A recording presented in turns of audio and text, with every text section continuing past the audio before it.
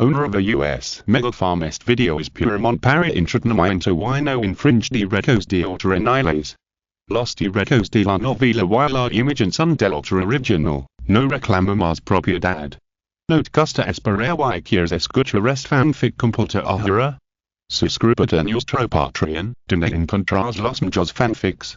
Chapter 351 All in. I said, Christine, will definitely keep my word.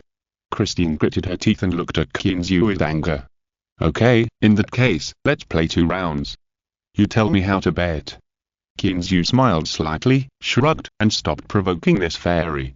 Here are the chips, 5 million each. Whoever loses first will lose. Christine pushed the pile of chips next to her and signaled the dealer to divide them for the 2 of them.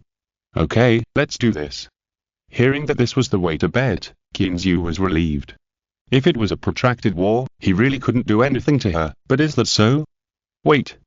Seeing Kinzu agreed so readily, Christine felt a little unsure. So she said, let's do this, 5 million each, but you can only bet 1 million at most in 1 round. Why? It would be great to decide the winner in 1 round. Kinzu was a little depressed, looking at Christine with a sly smile on her face. Did this fairy know that he couldn't last long? Bah! What does it mean that he can't last long? It's because his identification technique is not used enough times. It's so boring to decide the winner in 1 round. This night is long.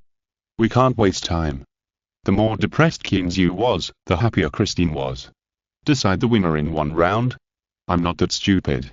Thinking about Kinzu's luck last time, Christine felt a little unsure.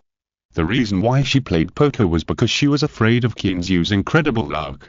You know, poker is not all about luck, and skills also play a big role. But if the winner is decided in 1 round, Christine is still a little unsure. What if this guy is unlucky again? Wouldn't she lose both the wife and the army? Okay, it's up to you. Christine's words left Kinzu speechless. Thinking about it, 5 rounds are not a big deal. I can use my identification technique 10 times. Thinking of this, Kinzu had no objection and nodded to express his agreement. After the beautiful dealer next to her, who was dressed in a uniform and looked pretty, helped the 2 of them divide the chips, Kinzu signaled her that she could start. The beautiful dealer took a box of unopened poker cards and looked at Christine again. Although she also recognized that this was a big Hollywood star, as a dealer in the VIP room, she was not the kind of little fan who had never seen the world, so she did not ask her for an autograph or a photo. Let's start. Nodding at the beautiful dealer, Christine's expression became a little nervous. You know, this time for the lesbian couple, she was betting everything. However, Christine did not regret it. Who made the lesbian couple so charming? Thinking of the tenderness of the 2 women in bed last time, Christine felt her throat dry. After listening, the female dealer did not say anything.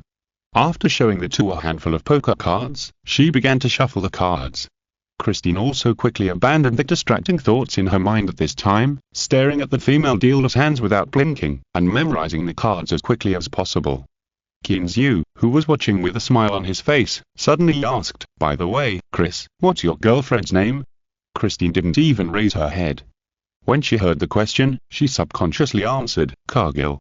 She was distracted when she spoke, and it was difficult to remember the playing cards. Christine gave up dejectedly. She looked back at Kinzu with some indignation. She also found that Kinzu had never seen the shuffle from beginning to end, which meant that he didn't remember the cards at all. He just spoke to distract her. Thinking of this, she couldn't help but curse in a low voice with some hatred. Despicable. Kinzu looked up at the sky in silence.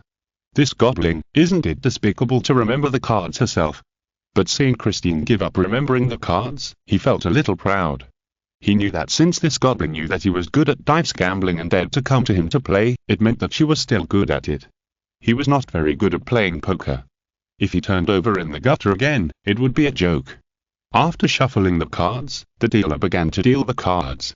Before that, Kinzu had already made an appraisal of the deck of cards. In an instant, the details of the deck of cards formed a 3-dimensional picture in Kinzu's mind. Kinzu closed his eyes slightly and looked at the cards on it. The numbers on them appeared clearly in front of Kinzu. It only took Kinzu a few seconds to figure out the cards he and Christine would get. When he opened his eyes, the cards had been dealt. Sure enough, his open card was K, and Christine's was J. Although the current cards looked like he had a big hand, Kinzu knew that his bottom card was a 9, while Christine's was still a J. This meant that Kinzu's cards were not in a row, while Christine already had a pair. However, Kinzu was not discouraged, because he knew that he would have 3 tens later, all open cards. And Christine would only have an A, and a pair of JS in the end. I don't know if it was because they were both women, and the two had not agreed on the specific details before. The female dealer smiled and motioned Christine to speak first.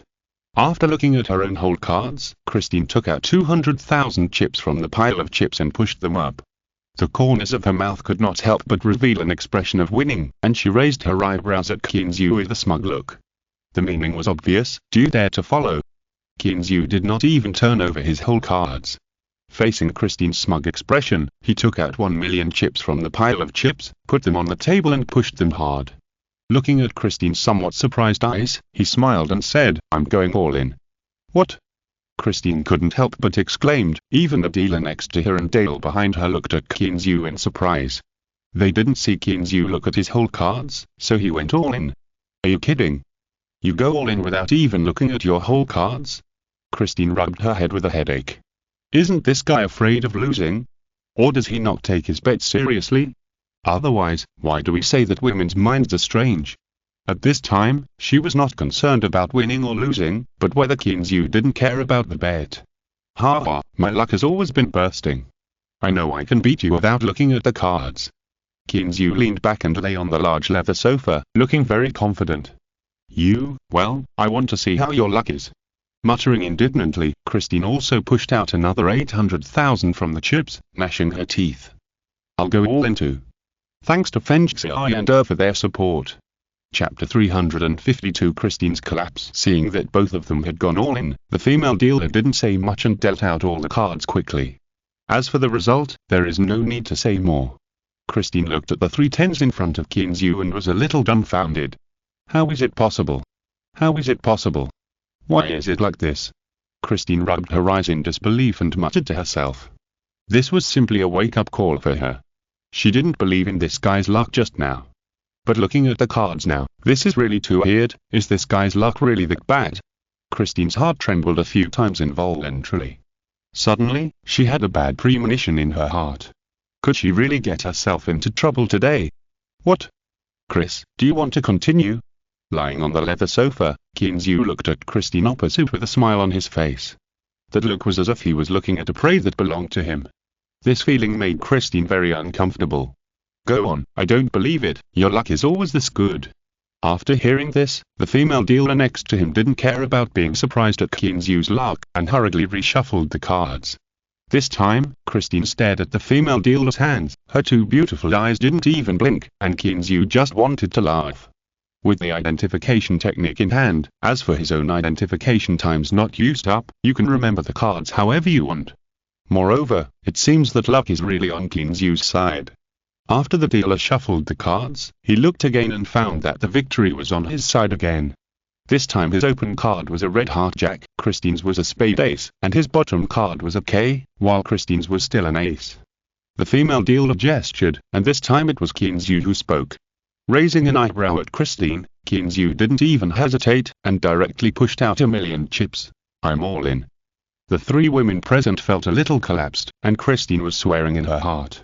The moment she saw her cards, Christine wanted Kinzu to continue to play all in.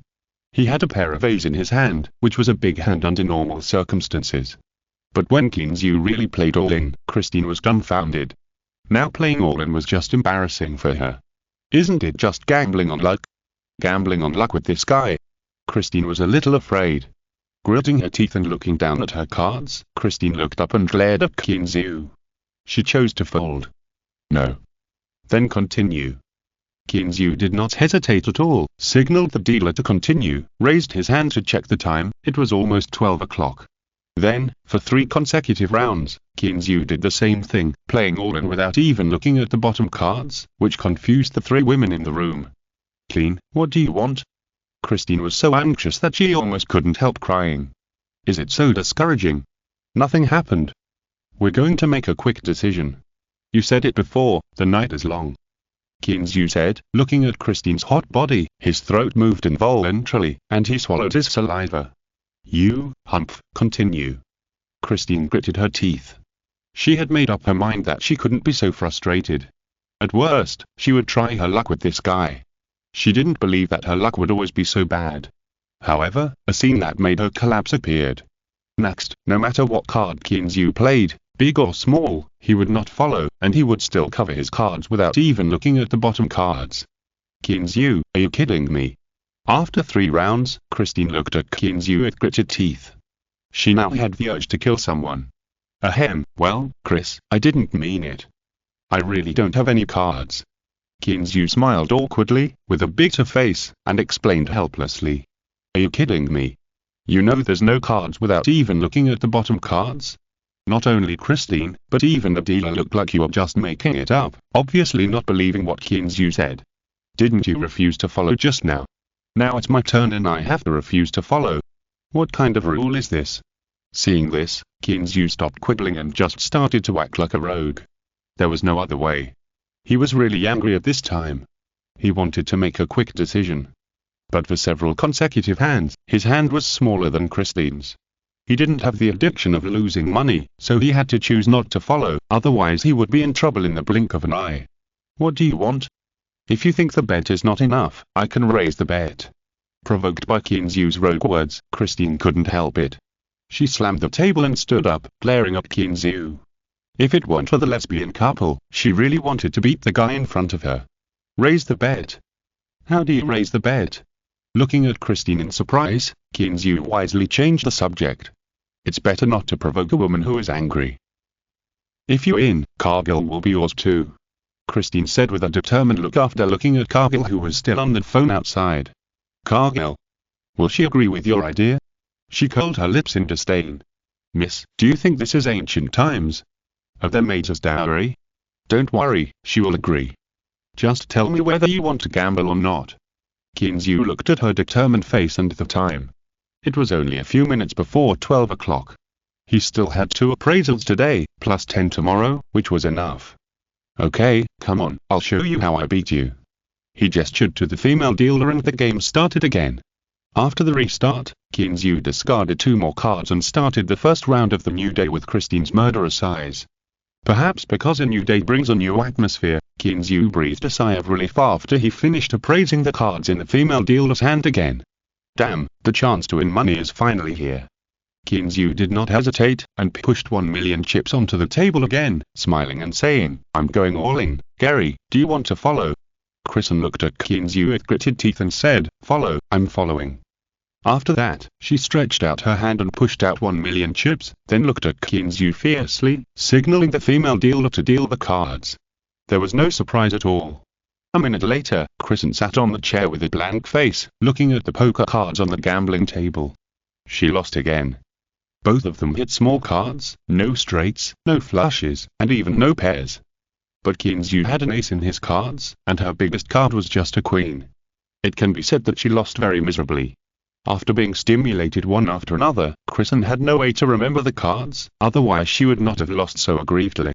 Chapter 353 Lester's Repentance. Just as Kinzu was looking at Christine opposite him with a teasing look on his face, Douglas pushed the door open and walked in.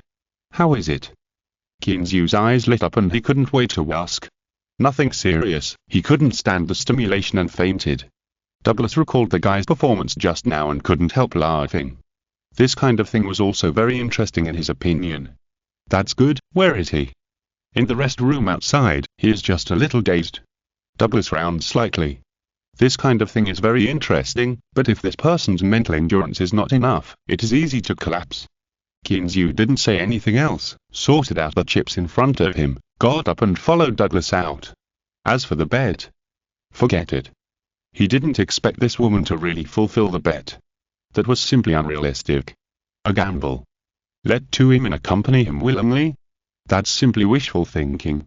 Christine had been sitting there stupidly. She saw Kinzu leaving and was about to reach out to stop him, but thinking about his incredible luck, she drooped her hands again. She lost, completely lost. But the bet? She scratched her hair in annoyance. For the first time, she regretted looking for trouble. This time, she didn't get louder, but got herself involved. No, not only herself, but also Cargill. Thinking of this, Christine looked blankly at Cargill who came in. She opened her mouth, but it was full of bitterness and she couldn't say anything. Back in the lounge downstairs, Kinzu saw Danny Lester slumped on the sofa, and Dale ran over and looked at Kinzu worriedly. When Danny Lester saw his daughter coming over, his lifeless eyes regained some luster. He sighed, patted Dale's hand and whispered, "It's okay, just let me take it easy." Today he was really stimulated. According to his idea, as long as his luck was not so bad, he would not lose all the $10 million so quickly even if he kept losing. But the situation on the scene was far from what he thought. At the beginning, he tried to follow 2 times, but both times he lost money. Later, he learned to be smart and resolutely did not follow. He decided to continue like this. When the 3 hours were over, the remaining money would be his. But he did not expect that if he did not follow, the 3 guys would not follow. If no one followed, the game would end quickly. You know, the base here is $10,000. Every time the base is drawn, it is a large stack of green Franklin. However, he had no way to stop it. He could only take the money mechanically, sending it up in stacks and boxes. Seeing the stacks of US dollars leaving him like that, his heart was bleeding. There was money everywhere. It was not until he reached out for the money again and found nothing that he felt something was wrong. Looking back blankly, seeing the 5 empty boxes behind him, Danny Lester suddenly felt a sweetness in his throat, and his eyes went dark.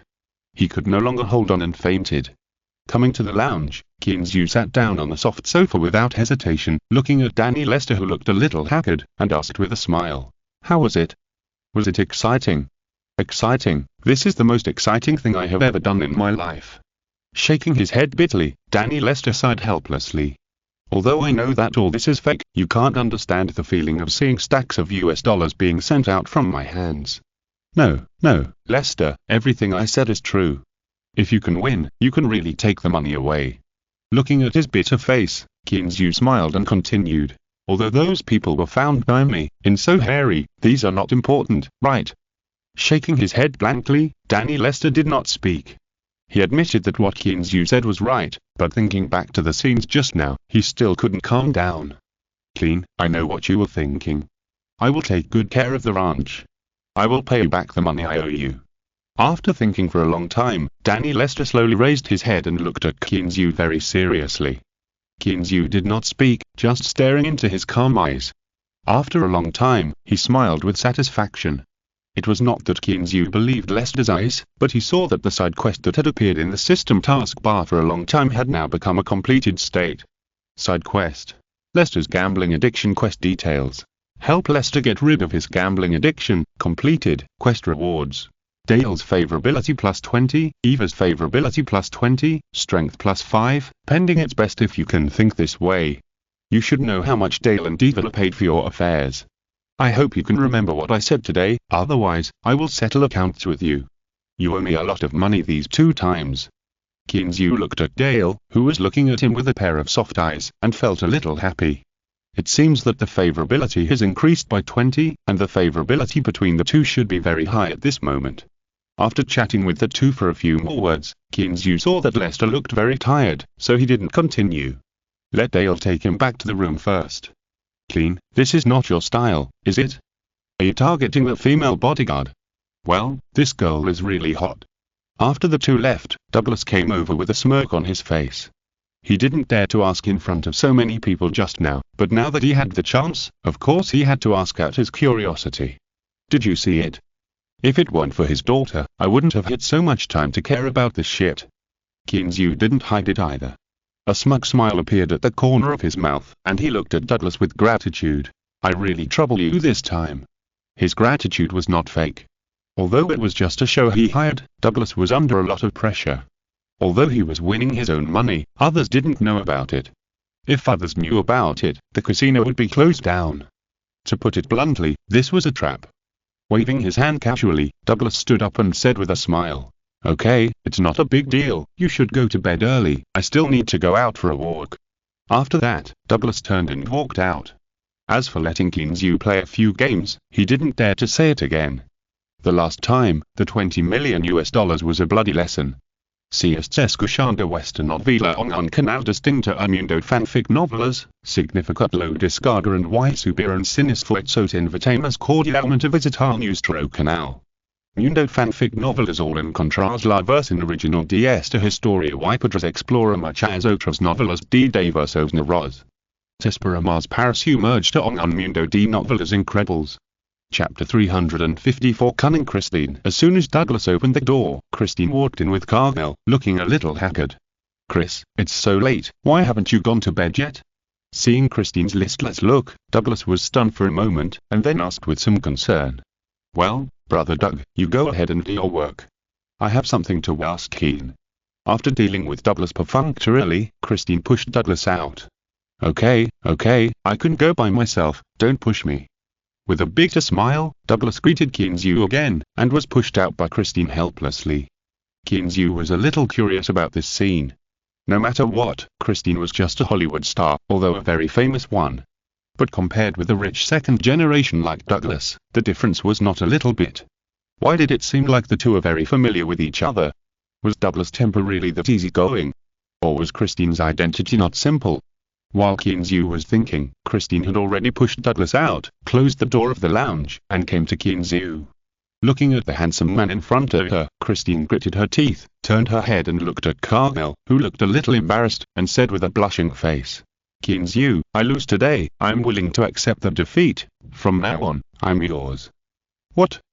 Kinsey was a little confused. Is he talking to him? Douglas, who had only walked a few steps outside the door, paused and almost fell.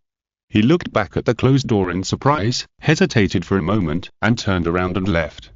Let the girl make a fuss, anyway, Kinsey is not a bad guy. I said, from today on, we're yours. Gritting her teeth, Christine in the lounge looked at the confused Kinsey and repeated it word by word. No, Gary, don't be like this, I'm just joking. Kinsey was sure that he had heard it clearly, but he still waved his hands quickly. For him, this was too unreal. Even if he had done it to Mobica and Donald after drinking, Kinsey was not so surprised. What?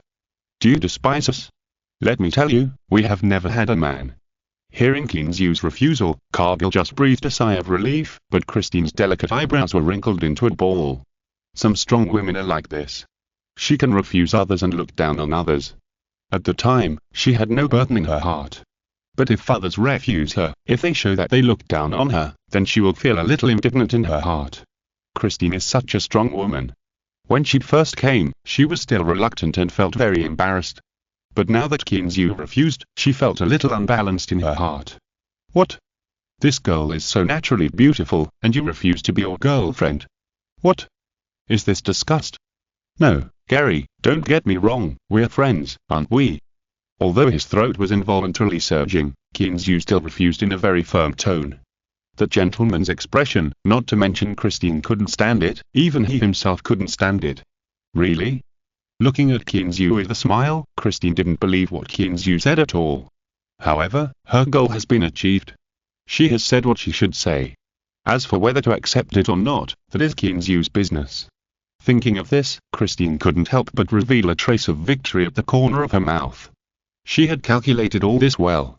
Looking at Christine, who turned around and left with Cargill, especially looking at the trace of victory on her mouth, Kinsey regretted it for the first time.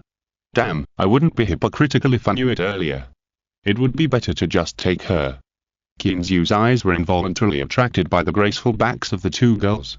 Especially the hips that twisted and turned when she walked, which made Kinsey's heart bleed, and he wanted to slap himself hard. You were made to be hypocritical, and you were made to pretend. Now, everything is gone. Christine, who left the lounge, looked at Cargill with a relaxed smile, and curled her lips in disdain. You just don't believe me. Now you see it, right? I said it's okay. Humph, Chris, you are so cruel. You actually took me to bed. What if you lose? Cargill glared at Christine with some dissatisfaction. Although the danger was temporarily resolved, the culprit could not be so easily dismissed. What, isn't it okay? Besides, even if you lose, what's the problem? We can still be together. Christine, who felt a little guilty, whispered a few words to defend herself, but in the end, she felt that there was some truth. No matter how much Kinsey regretted, this seemingly close encounter was completely hopeless. After leaving the lounge, Kinsey wandered around the casino for a while. Looking at those men and women in suits or fancy clothes, they all looked enthusiastic at the moment, squandering their chips around the gambling tables. especially when he remembered what the news said, that most of the gamblers in these foreign casinos now come from China. Qin couldn't tell what he felt in his heart. Shaking his head, Qin smiled bitterly twice. When did he become concerned about the country and the people? He sighed helplessly. Today, he really did two boring things, and he couldn't see any rewards. When Qin returned to the suite, he saw that Dale was already in the room, but Lester was nowhere to be seen. Dale, where is Lester? Is he asleep? Looking around, Qin didn't see Lester, so he looked at Dale, who was thinking on the sofa. Ah? Oh, my dad is already asleep. Hearing the voice, Dale suddenly came back to her senses from her thoughts and raised her head nervously. When she saw that it was Qin, she relaxed a little, and her body couldn't help but collapse on the sofa. Where did you sleep? Qin looked around the suite. There were only 2 bedrooms. If Lester slept in one, then at night. As if she had noticed Qin's thoughts, Dale looked at Qin with a slightly red face, but she was no longer cold as before, and a smile appeared on her face. Dad was arranged by Mr. Douglas to rest in the guest room opposite. Well, then you should go to bed early too. It's getting late. He sighed in disappointment. It seemed that he was destined to stay alone in the empty room today. Thank you T-Ship Wang for the reward, and thank you Dark Angel's Lover for the 388 book coins reward support. Think about it. Chapter 355. Visit. The next morning, when Qin was still in a daze, the Ocean Star had already docked. This time, Qin did not sleep in, but got up and packed up, and then took Dale and Lester off the boat. Coincidentally, Christine also came down with Cargill. After seeing Qin and his group, this fairy greeted Qin with a smile as if nothing had happened. He looked at Christine with resentment, just a little bit, almost this beauty was his. Seeing Qin's resentful eyes, Christine smiled even more brightly, and whispered in Qin's ear. This is not my fault, no one wants it even if I deliver it to my door. Alas, it's sad. Fairy, you wait for me. Watching this seductive big star get into the car with a sweet smile, Qin sighed helplessly, greeted Douglas who came down from behind, and after making an appointment, he also took the 2 back to the hotel. In the car, Qin took out his cell phone and called Onid, telling her about going back today. Onid was very sensible and didn't say anything, just told him to be careful on the road, and then she heard someone calling her over there, and said a few words in a hurry, and then hung up the phone. It's only 8 o'clock, why is this girl in school so early? Sighing speechlessly, Qin put away his phone in dismay. Who said that American universities are easy? After arriving at the hotel, he picked up the luggage of several people, and Dale drove to Boston. Today, he is going to inspect his first industry.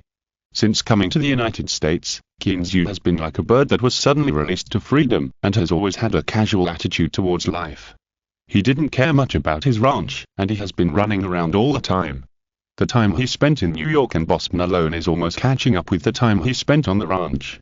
Night the 15th arrived in Boston at noon, and Dale also found Meritage Richmond in Back Bay under the guidance of the navigation. Boss, you are here. Please come this way. As soon as he got off the car, Chen Mu, who was wearing a chef's uniform, came to greet him. He and Jefferson had been waiting for a while. Nodding to the 2 of them, Qin looked at the restaurant in front of him, which had a distinct European architectural style. According to Qin's own estimation, the restaurant's area is at least more than 3,000 square meters, like 2 or 3 villas combined together. It is called a restaurant, but it is more like a 3-story duplex villa located next to the coastline, except that the area is a bit larger. Especially under the shade of green trees and adjacent to the sea, it feels like a holiday villa. Eating here is definitely a pleasure. And the most important thing is that this place is not far from the block. The door of the restaurant is adjacent to the block. Not bad, just for this scenery, I don't want to leave the restaurant and live alone. Qin nodded with satisfaction as he walked. But his words scared Chen Mu, who was leading the way in front. Right. I just said it casually, just joking. Seeing Chen Mu's worried eyes, Qin was a little speechless. Has this guy been in the United States for too long? He can't even tell if he's joking. With a shy smile, Chen Mu continued to lead the way. Boss, the employees are a little worried when they heard that the restaurant has changed its owner. You need to come forward to appease them. Go ahead, I don't know how to run a restaurant. I'll leave it to you from now on. Qin shook his head indifferently. He didn't have the time to do these things. He came here today just because he was curious about this 3-star restaurant. Boss, it's better for you to come forward yourself. Chen Mu shook his head and kindly reminded him. Qin Zhu was slightly stunned. What does Chen Mu mean by this? Must he come forward himself? Seeing Qin Zhu was a little confused, Jefferson, who had been following behind him, shook his head helplessly, walked up to Qin Zhu and whispered in his ear. Qin, you can not care about things, but you can't let the employees of this restaurant not know you. What do you mean? Yes, Qin, you can not care about anything, but you have to let the employees of this restaurant know you as the big boss. After Qin Zhu nodded as if he understood, Jefferson continued. It's like Ferguson. Although he doesn't participate in the operation of the restaurant, the employees of the restaurant all know that he is the big boss. He nodded suddenly. This is because he is afraid of being sidelined. Although he doesn't care about things, it doesn't mean he doesn't want power. He looked at Chen Mu in front of him. This guy is also a caring person. However, Qin Zhu still shook his head, walked a few steps to Chen Mu, and said with a smile, Brother Chen, don't think too much. I will completely let go of this restaurant. I'm only responsible for taking the money and dividends. You can handle the rest. Boss, what are you doing? Chen Mu was a little puzzled. He was kind enough to let him show his face, why didn't he appreciate it? Brother Chen, I'll tell you the truth. If it weren't for Mobaka, I wouldn't invest in this restaurant. Just think of this money as a loan from you and me, and give me dividends every month. Qin Zhu patted Chen Mu's shoulder and continued with a smile. We're all fellow villagers, so let's not talk about those empty things. Just let go and do it. I will fully support you. Brother Qin, thank you. Chen Mu looked at Qin Zhu with some emotion. Although he knew that he would help him for the sake of his junior sister Mobaka, this trust was enough to move him. Nodding with satisfaction, Qin Zhu followed Chen Mu into the restaurant. It was almost noon, and many people were already eating in the restaurant. Qin Zhu took a quick look and found that there were few empty seats. It seemed that the business was very good. Boss, come here, this is the office prepared for you. On the second floor of the restaurant, Chen Mu pushed open an office with a sign of General Manager and introduced it to Qin Zhu with a smile. Looking at the office in front of him, which was more than 100 square meters, Qin Zhu was a little excited. Office, he had worked in an office before, but there were more than a dozen people in one office, and the area was only more than 30 square meters. How could it be like now? I have an office of more than 100 square meters by myself. However, thinking of the land price here, Qin Zhu frowned slightly and looked at Chen Mu and said, Brother Chen, isn't it a bit big? In fact, Qin Zhu's subtext was, isn't this place too wasteful? If this is changed into a restaurant, how much more money will it make? As if seeing through Qin Zhu's thoughts, Chen Mu explained with a wry smile. Boss, it's not that we don't want to turn the second floor into a restaurant, but the kitchen is too busy. The lobby on the first floor alone is a bit overwhelmed. Thanks to Fengxi for the reward support. Chapter 356 Supply of Raw Materials. Qin Zhu was stunned and could only sigh helplessly. There was no other way. The kitchen was too busy and it was useless to change it. After waiting and entering the office, Qin Zhu and his friends sat down on the sofa, and Chen Mu personally made a cup of coffee for them. Hee, boss, because Mr. Ferguson didn't come here often before, there is no secretary here. Do you want me to find one for you? Chen Mu walked over with a cup of coffee and looked at Qin Zhu with a smile, looking teasing. No, I don't come here often either. It's useless to prepare it. Taking the coffee, Qin Zhu ignored Chen Mu's teasing and asked, Brother Chen, you said you had something to talk to me about, what is it? The reason why he came to the restaurant this time was because Chen Mu called him and said he had something to talk to him about, so he turned around. It's like this, boss, it's mainly about our raw material supply.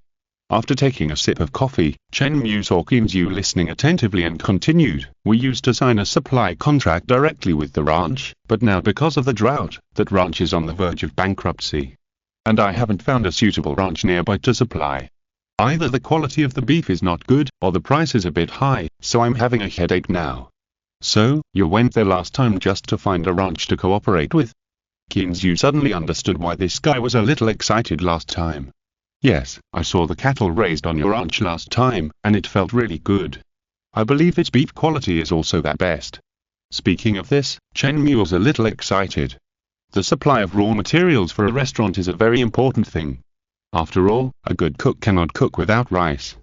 Without good raw materials, how can such good dishes come from? But mine is still a half-grown calf. Qin Zhu looked at this guy a little depressed. Although you have a good eye, do you have to be so cruel? Ha, boss, this is no problem at all. Our current supplier still has some cattle. I plan to buy them all. In this way, it will be enough to sustain until the cattle on your ranch are ready for sale. By then, there is no need to go to any trade fairs. We can directly supply them to our own restaurant. Well, Kinzu was completely speechless. What else could he say? This guy even arranged this. Seeing Kinzu's request, Chen Mu seemed to remember something and asked again. Boss, did you sell a yellowfin tuna a few days ago? Huh. How do you know? Kinzu was a little surprised. How did he know that he sold it? Ha, I heard Mobika mention it unintentionally. Chen Mu smiled embarrassedly, and his eyes looked at Kinzu even more fiery. Stared at by Chen Mu's fiery eyes, Kinzu shivered involuntarily, and goosebumps all over his body. Well, Brother Chen, if you have something to say, just say it. I don't like men. Ahem, boss, I don't like men either. Looking at Kinzu depressedly, Chen Mu continued, it's like this, that kind of high-end seafood is also in short supply in our restaurant. Next time, remember to leave some high-end seafood for the restaurant. We also need ordinary sea fish and so on. Looking at Chen Mu speechlessly, my goodness, do you want to turn my manor into a food base for this restaurant? Kinzu was right. Chen Mu really meant that. If it weren't for the fact that there were too many sea fish caught in one afternoon and his restaurant couldn't eat them, he really wanted to stop Kinzu from selling them out. Okay, I agree. Anything else? After all, he accounted for the majority of the restaurant, and this was beneficial to the restaurant, so Kinzu had no way to refuse. Ahem, well, boss, our restaurant is in short supply of high-end seafood now. Chen Mu smiled a few times a little embarrassedly. Oh, then take it. After a pause, Kinzu finally reacted, pointed at himself, and said in surprise, I say, you don't want me to help you, do you? Chen Mu saw that Kinzu had reacted, and nodded fiercely. Yes, boss, you are the major shareholder of this restaurant, and you make a lot of money. This sentence made Kinzu choke and speechless, and he had to say helplessly, okay, then I'll go out to sea next time. Only then did Chen Mu nod with satisfaction. At this moment, Kinzu's stomach rumbled at an inopportune time. Chen Mu was stunned, and then he slapped his thigh. Boss, you haven't eaten yet, I'll go get you some dishes. After saying that, he ran out without waiting for Kinzu to react. After a while, a waiter brought a portion of appetizers. The lunch was not very sumptuous. Perhaps because of the tight schedule, Chen Mu only fried a few steaks and poached eggs, and then made 2 servings of cheddar soup, and added a few cod fillets, and that was it. However, Kinzu could taste a big difference in the simple fried steak. Compared with his own, the steak fried by Chen Mu was clearly well done, but it didn't taste old at all, and it was still so tender and juicy. And the cod fillets, maybe because of the sauce, tasted particularly fragrant and smooth, and the few people ate it voraciously. In the end, there was no choice, so Chen Mu fried a few chicken legs and made a few servings of mashed potatoes. These foodies patted their stomachs and burped with satisfaction, looking like they had a wonderful life. After lunch, Chen Mu took them to the balcony on the 2nd floor, where they could overlook the coastline and the small pier. Boss, that's our cage, some fresh seafood, just put there. Following the direction of Chen Mu's finger, Kinzu saw a row of inconspicuous cages, which were obviously done so as not to affect the guest's view. By the way, what is the 3rd floor? Standing on the balcony on the 2nd floor, Kinzu suddenly became curious. Why wasn't the office on the 3rd floor? Ha, boss, you know, the 3rd floor must have a better view, so I turned the 3rd floor into a private room, and it's full every day. Chen Mu raised his eyebrows proudly, looking very proud. Now, Kinzu had nothing to say. Looking at the small pier in the distance, he began to think about whether he should get a small yacht to play with. But thinking about the balance in his card, Kinzu still shook his head. Alas, he was poor. Thinking of this, Kinzu couldn't sit still anymore. He had to go back and deal with the silver. Brother Chen, since there's nothing to do, let's go back first. Kinzu looked at the time. It was already 2 o'clock in the afternoon. If he went back at this time, it would probably be in time today. Ah? Boss, you're going home so early?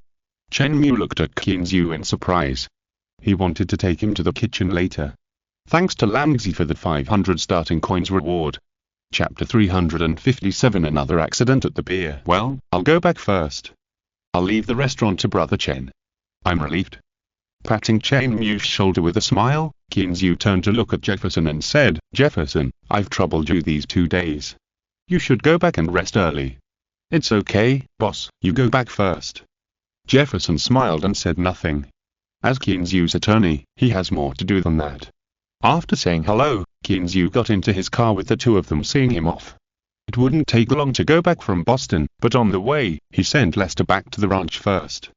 Due to this delay, when Kinzu and the others returned to the ranch, it was already past 4 in the afternoon.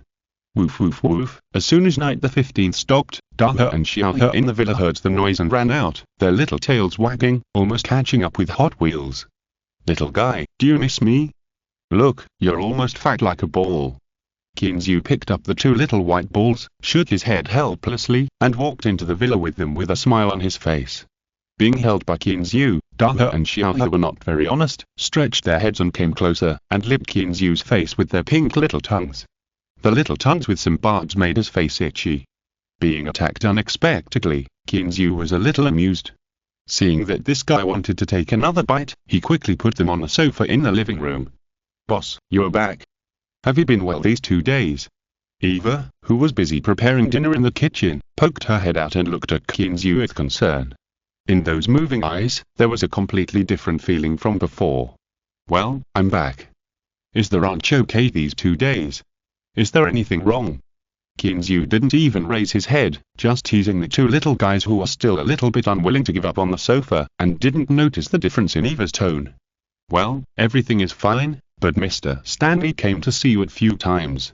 Eva remembered that Stanley had come to see Kinzu in the morning, and said with a smile, "Stanley? What does he want to see me about? Is there something wrong at the dock again?" When Kinzu heard that Stanley came to see him again, his head suddenly hurt a little. He didn't care about teasing the 2 little guys anymore, and quickly got up and prepared to go. Seeing that Kinzu was so anxious, Eva quickly advised, "Boss, don't worry, it shouldn't be a big deal, otherwise he wouldn't have called you earlier." Kinzu was stunned. That's true. It seems that he has been a little too nervous recently. He smiled embarrassedly. Kinzu was no longer anxious, but he still decided to go to the dock to take a look. If there was something wrong, it would be troublesome. After saying hello to Weaver, Kinzu took the 2 little guys who were a little overweight and strolled towards the dock. At this time, Kinzu took a closer look at his 2 little huskies. He didn't pay much attention to them at other times, but when he held the 2 guys today, he found that the size of the 2 guys seemed to be a little bigger. Now the body length of the 2 guys, without the tail, is more than 30 centimeters, which is more than 10 centimeters longer than a month ago. Although Kinzu didn't weigh that 2 guys, Kinzu was sure that the weight of the 2 guys was definitely heavier than the body length. "Hurry up, you 2 foodies, you only know how to eat, eat, eat." Seeing that the 2 little guys were still playing behind, Kinzu shouted loudly, scaring the 2 little guys who were having fun and trembling all over, and immediately followed him. Shaking his head helplessly, Kinzu ignored the 2 aggrieved little guys and quickened his pace to rush towards the dock. After a while, Kinzu arrived at the dock. He saw a busy scene. Various machines were dumping boulders and debris into the sea, and trucks were constantly coming from a distance. Fortunately, nothing happened. Kinzu muttered to himself, and he saw Stanley, who was discussing something with a few foremen. At this time, Stanley also found Kinzu, and his expression suddenly became happy. After a few words, he immediately came to Kinzu. "Clean, you are finally back." Stanley's face was full of joy and relief, which made Kinzu frown again. "What's wrong? Is there something going on at the dock?" "Alas, I don't know how to say this." Stanley's face was full of helplessness. Kinzu's heart trembled. It seemed that the matter was not simple. Even when the sea snake nest appeared last time, his calm face did not show much panic. However, Kinzu could see helplessness on his face now, which showed that the matter was not small. "Come on, Stanley, talk slowly." Holding Stanley, who looked bitter, Kinzu and the other person walked to their side.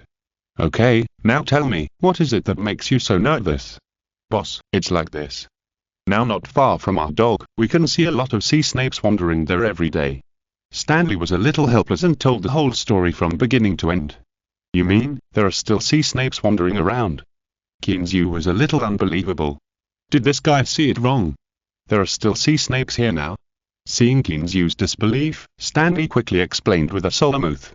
It's true, boss, I saw it with my own eyes. The black sea python was 6 or 7 meters long. It showed its head not far from the dog. After discovering me, it did not attack me, but went directly into the seabed and disappeared. At this point, Stanley was also a little confused. Did these guys not have the heart to attack me because they saw that I was handsome? Have those employees known about it? Kinzu rubbed his head with a headache. Good guy, one wave after another. And what does Cheese do for a living? Didn't I warn them not to get too close to here? No, only a few found something wrong, but I calmed them down. And this time they didn't come out all at once, but came in scattered groups. Stanley also looked helpless. This was obviously something that no one else had encountered before, and he didn't know how to deal with it. Fortunately, this matter was only slightly noticed by a few confidants. If everyone discovered that there was still a large number of sea snakes around, then the dog would probably have to stop working again. Well, I know about this. I'll find a way. You should pay close attention these 2 days and make sure no one finds out. After telling Stanley a few words, Kinzu, full of doubts and puzzlement, called the 2 little fatballs and returned to the ranch villa. Thanks to D-Time and Fengzi for their support, and thanks to Langzi for his 500 starting coins.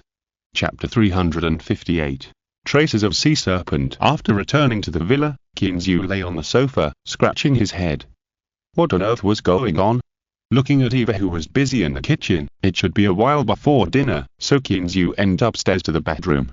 Lying on the bed, Kinzu switched his vision directly to Cheese. As the scenery in front of him changed, a piece of colorful coral reef appeared in front of Kinzu. In the colorful coral reefs, a few black and brown sea snakes appeared from time to time, and in the white and soft fine sand, there were also many sea snakes entwined.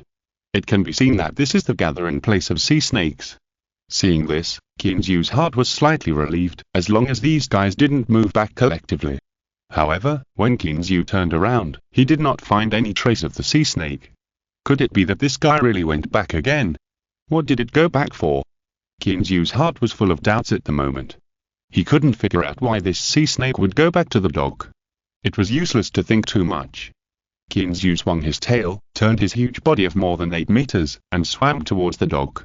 Strangely enough, although his vision switched to the giant python, Kinzu found that he had not lost his sense of direction. How to say it, it was as if he had a small map with him. Although he could not see it, as long as he had been to a place, it would appear clearly in his mind. In this way, no matter where he was, as long as he recalled the place he had been to, a specific route there would appear in his mind, which was very magical. Because Kinzu had never been an animal, he didn't know whether these were animal instincts or system benefits. However, Kinzu was more inclined to the first explanation, that this was an animal instinct. For example, if you blindfold a dog or a cat and take it to a place far away from home, you will find that it will not take long for them to return home on their own initiative. Thinking of the legendary old horse knowing the way, Kinzu felt relieved. Not long after, Kinzu returned to the vicinity of the dog. Sure enough, in a bumpy sea area, he found the sea python wandering here. This sea python, which is nearly 5 meters long, is constantly cruising on the seabed. It seems to be looking for something. Looking for something? Is it trying to hunt? But this is not right. Why would it come here to hunt? There are not many live fish here. Moreover, a sea python has learned to find things. Kinzu felt that his brain was not enough. Just as Kinzu was thinking, the sea python in the distance also discovered Kinzu at this time, and immediately swung its tail and quickly came to meet him. As soon as it came to Kinzu, the sea python obediently lowered its proud head, and Kinzu still looked down at it like that. Hiss, he roared at the guy in front of him twice in a low voice, but he didn't expect that the sea python was smart and trembled all over. Damn, this guy is too frightening, right? He won't be scared to death like this, will he? Kinzu looked at the giant python lying on the ground in silence, feeling very unhappy. His original intention was just to scare this guy, but he didn't expect that he was so frightened. There was no way, seeing this situation, Kinzu had to wait by the side, because he had nothing to do but show off his power. After a long time, the sea python finally recovered a little, and Kinzu immediately hissed a few times in a low voice, asking why this guy came here. Kinzu thought he was overthinking, but he knew that this question would really raise a question. This sea python was looking for something, but it couldn't explain it clearly. Kinzu asked for a long time, but he didn't understand it very well, and his mind was confused. But one thing is certain, that is, this thing is a treasure. The reason why sea snakes gather here and the reason why sea pythons grow so big are all related to this thing. After asking for a long time, Kinzu could not find out anything. He was a little annoyed and sent the sea python back directly, and warned it not to appear near the dock again. Although the sea python was reluctant to leave, it did not argue, but swam obediently in the direction of the return. Along the way, the sea python looked back from time to time, as if it was reluctant to leave the unknown treasure. Shaking his head, Kinzu was a little helpless. It happened that the time was up at this time, so Kinzu switched his vision back. "Boss, it's time to eat." As soon as he woke up, Kinzu heard Eva's voice downstairs. Her soft and cheerful voice fully revealed the master's happy mood at the moment. Eva was really happy today. Not to mention that her father's personality had changed a lot, just the fact that Kinzu was so good to her sisters was enough to make her happy. As soon as Kinzu entered downstairs, he saw Eva with a smile on her face. She put several bottles of red wine and foreign wine on the table. And today's dinner was also exceptionally sumptuous. Steamed lobster, steamed hairy crab, steamed sea bass, fried steak, fried fish fillet, and several other side dishes, as well as 2 large pots of vegetable salad, filling the entire table. Wow, what good thing happened today? Our lovely Eva actually made so many delicious things. Smelling the tempting aroma floating in the air, Kinzu's heart was itching. As a half-fooded, what he wanted to do most now was to eat a lot. Why do I say half-fooded? Because he is lazy, the kind of person who only loves to eat and not to be a human being. And foodies usually like to do things by themselves. They always want to try some new tricks, but they are not as lazy as him. Kinzu just stared at the big lobster for a while, and he felt that he could not help it. After swallowing a mouthful of saliva, he stretched out his hand and wanted to get his hands on it directly. "Boss, go wash your hands." Eva came out with a basket of toast with a smile, and just looked at Kinzu quietly, making him helpless. Okay, I'll go wash my hands." As he said this, he walked towards the bathroom, but his reluctant eyes made Eva and Dale couldn't help laughing. After washing his hands reluctantly, Eva had already filled his glass with red wine and picked up a big lobster for him with a smile, which instantly made Kinzu's dissatisfaction disappear. "Well, not bad, Eva, your cooking skills are getting better and better. It would be even better if you could learn to cook Chinese food someday." Taking a sip of red wine and eating the delicious seafood, Kinzu's tone was full of anticipation. At this time, he no longer thought about the opinions of other people on the ranch, nor did he think about whether it would be a waste to let Eva, the manager, cook personally. Now he has begun to wolf down the food impatiently. Chapter 359 Eva's Counterattack. "Well, boss, I will learn to cook Chinese food slowly in the future, but I still need you to teach me." Seeing Kinzu eating voraciously, Eva not only did not dislike his lack of gentlemanly manners, but she even felt a little happy in her heart. This was a kind of happiness from the bottom of her heart that her cooking skills could be recognized. "Well, of course there is no problem, but, Dale, isn't it time for you to learn cooking?" Busy dealing with a hairy crab in front of him, Kinzu did not forget to wink at Dale, making this Special Forces soldier, who was always calm and composed, a little angry. "Isn't it just that you can't cook? What's the matter? If you don't agree, come and do it." Giving Kinzu a complicated look, Dale seemed to want to compete with Kinzu, and also got a hairy crab and started to deal with it. However, this girl obviously misjudged the gap between Westerners and Chinese. In the eyes of Chinese people, dealing with a hairy crab is not a piece of cake, right? But when it came to Dale, she was a little confused. After working for a long time, she didn't know where to start. "Ha, Dale, watch me do it." Kinzu laughed, got another hairy crab, and slowly taught Dale and Eva to enjoy the delicious food. They have eaten a lot of seafood, but few people eat hairy crabs here. If Eva hadn't seen Wang Min make this dish last time, she really wouldn't have made so many big crabs to make herself uncomfortable. "Clean, thank you so much this time. I can feel that Dad has really changed." Staring at Kinzu closely, Eva's smile on her face became more and more intense, but 2 lines of tears flowed from her beautiful eyes. After so many years, this is the first time she has been so happy. Ever since her father became addicted to gambling, Eva's daily life has been lived in confusion and fear. She doesn't know where her future is, she doesn't know how long she can hold on, and she doesn't even know what the meaning of her life is. When she was captured by the group of mad dogs, the despair in her heart was something that others could not understand. But what she did not expect was that the boss she met on the first day would risk his life to save her. When she saw Kinzu appear in front of her, the excitement she felt was also something that others could not understand. "Yes, boss, we sister should thank you. This glass of wine is for you." Dale glanced at her sister, feeling her inner excitement, patted her back gently, and stood up with a glass of red wine. Speaking of gratitude, she was not much less than her sister, and compared to her sister, she knew better what Kinzu wanted. "Dale, Eva, you are too polite. You are all my people. If I don't help you, who else can I help?" Being stared at by Eva and the other two girls with naked eyes, Kinzu was a little flattered. He smiled and raised his wine glass to clink with the two girls, with obvious hints in his tone. What surprised Kinzu was that the two of them obviously heard the ambiguity in his words, but neither of them meant to refute. Seeing this, Kinzu was delighted. He said nothing more and chatted and laughed with the two girls. They drank one glass of red wine after another. Soon, the 2 bottles of red wine were empty. "Clean, come on, continue. You sit down first. I'll go get the wine." Seeing that the red wine was empty, Eva stood up shakily and prepared to go to the wine cabinet at the back to get some wine. "Don't drink any more? It's almost done." Shaking his head, Kinzu felt a little dizzy. The after effect of the red wine was really strong. "No, I'm happy today. I want to drink with you." "Clean, can you drink with me?" "Okay, if you want to play, go back to the room. Now hurry up and get the wine." After her sister spoke, Eva took a few deep breaths of fresh air and staggered to the back to get the wine. Kinzu took a look and did not follow him. Instead, he looked at Dale, who had a bad look on his face on the other side, and asked with a smile, "Are you jealous?" "How is that possible? How could I be jealous? Do you think I don't know that you have a woman outside? If you dare to let my sister down, I will cut you with a knife." As she said that, Dale stretched out her hand and gestured with the scissors hand, and there was a hint of ridicule in her tone.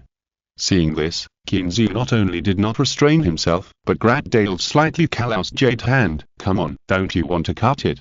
Come and try." Looking at Dale, who was a little overwhelmed with a smile, Kinzu did not worry at all that she would really do it. Sure enough, Dale, who was a little confused by Kinzu's sudden attack, came to her senses and her first reaction was to look at the wine cabinet.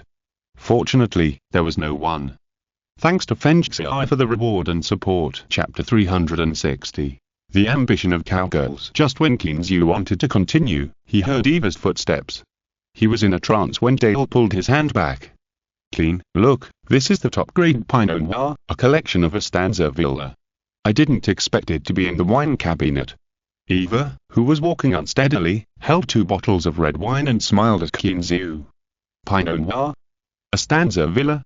Kinzu, who was a little confused, couldn't tell which was Pinot Noir and which was not. Besides, the red wine here was basically left by the original owner, and he didn't buy it. After Eva filled the red wine for the 3 people, Kinzu picked it up and tasted it. It didn't feel anything.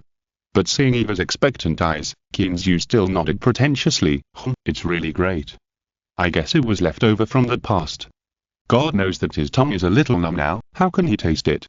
"Well, maybe, but the Estanza Villa's Reserve Pinot Noir tastes really good." Eva, with a flushed face, raised her glass and clinked it with Dale's. Today, they released the impulse that had been suppressed in their hearts for a long time. For their father's matter, they hadn't been so happy for a long time. A dinner eventually turned into a cocktail party. Although Kinzu tried to control himself again and again, he was still a little drunk in the end. As for Eva, she was a little dizzy from the beginning, and she let go at the end, and had a passionate affair with Kinzu from time to time. Dale, on the other hand, had always maintained the last bit of sobriety. Seeing that the two's movements were getting bigger and more passionate, she was scared and quickly slipped back to the room. "Why didn't you stop the two?" What a joke. If it weren't for her sister, she would have wanted to go up and try it. In the early morning, the sun had not yet risen, and the breeze with a hint of autumn chill blew over the bare land of the ranch. Under the breeze, on the bare land, small lives are quietly emerging, strong and stubborn, adding endless life to the lifeless pasture. On the path of the pasture, 2 quarter horses are leisurely strolling, and from time to time they want to lower their heads to nibble on the tender green shoots on the ground, but they are stopped by the knights on horseback. "Look, Liam, the new grass has grown, and it won't be long before the pasture will be back to its original state." On the back of a brown quarter horse, John held a half-burned cigarette butt in his mouth, with a smile of emotion on his face. "Yes, the pasture has changed a lot since the boss came. Ryan controlled the horse under his crotch to prevent it from harming the newly grown shoots, and looked at the empty pasture with emotion. But between his emotion, he also had a little worry. "Old John, you said that the boss has put so much effort into building the ranch, but now the total number of cattle raised is only a little over 10,000. Can the cost be recovered?" Hearing Ryan's words, the smile on John's face slowly disappeared.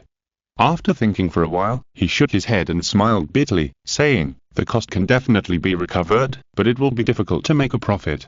Yes, it's sowing new pasture and building a dock. The cost is a bit too high." Ryan took over the conversation, and there was an undisguised worry in his tone. Ryan, what are you worried about? Isn't this better? This shows that the boss intends to develop pasture for a long time, not as a vacation place." Seeing that Ryan was a little depressed, John laughed and encouraged him a few words. "If the cowboys on the ranch lost confidence, it would not be a good thing. You're right. As long as we survive the initial construction, we can make the ranch develop better." Kinzu didn't know what happened on the ranch. When he woke up from his sleep, he found something wrong. In addition to the dizziness in his head, the soft touch in his arms made him understand what happened. Looking down, a long golden hair appeared in front of Kinzu, and he could faintly smell the fragrance of shampoo. Looking down, a familiar pretty face appeared in front of Kinzu, with eyes closed on the melon seed-like pretty face, long eyelashes slightly curled up, and fresh cherry lips under the high-nose bridge. Why is Eva in his arms? Feeling the pleasure of his body, Kinzu certainly understood what happened between the two. This made Kinzu feel satisfied, but also a little uneasy. This is not to say that Kinzu didn't expect this to happen. Before drinking last night, he had planned to get the two drunk. It's just that he didn't expect Dale to have such a good alcohol tolerance. Until the end, she still had the pretty face slightly red, which made Kinzu hate her. Moreover, he clearly remembered that Dale was still awake before he lost consciousness, so what was going on now? The elder sister was awake, but the younger sister was still lying in his arms. Did she acquiesce? The more Kinzu thought about it, the more he felt that this was possible. His heart slowly calmed down, and he lowered his head to continue to appreciate the scenery of the beautiful woman sleeping in his arms. Eva didn't know what she was dreaming about in her sleep, but the smile on her lips made Kinzu a little intoxicated. Since the first time he saw this hot cowgirl, his heart has been burning, and he has never given up the idea of getting her to bed. To be honest, the reason why he came to the ranch, in addition to yearning for the life of a big landlord, was also attracted by those novels. Blue sky, white clouds, grassland, cattle and sheep, and cowgirls grazing. What attracted Kinzu the most was the legendary cowgirls, not for anything else, but for their heroic posture of riding horses and shooting arrows. Unfortunately, in the novels I read before, those cowgirls belonged to others. Whenever I saw this, Kinzu had a strong sense of disagreement. Why? He was so rich, so fond of the beautiful woman who had been hanging around him, but in the end she belonged to someone else. If she is not good looking or if he has no money, then it is fine. After all, people are realistic and they will not think about her if they cannot get her. But if he obviously likes her and can get her, in the end he has to watch the beauty who is always around him become someone else's. So, after arriving at the ranch, Kinzu got through the initial period of confusion, and the first thing he thought of was to recruit cowgirls. To his surprise, God really treated him well.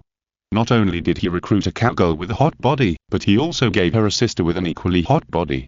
However, after the excitement period, Kinzu began to doubt whether God was treating him well or playing a trick on him. Thanks to Lamgzi for the reward of 500 starting coins, I will update more for the owner of the Mood Hall, 1/2 CSS Kushanda Western Novela on Canal Distinta Mundo Fanfic Novelas, Significat Lo Descarga and Y Subir and Sinisfuet Sot Invitamus Cordialmente Visitar Nuestro Canal. Mundo Fanfic Novelas all encontras la versión original de esta historia y podrás explorar muchas otras novelas de diversos narradores. Te esperamos para sumergirte en un mundo de novelas increíbles.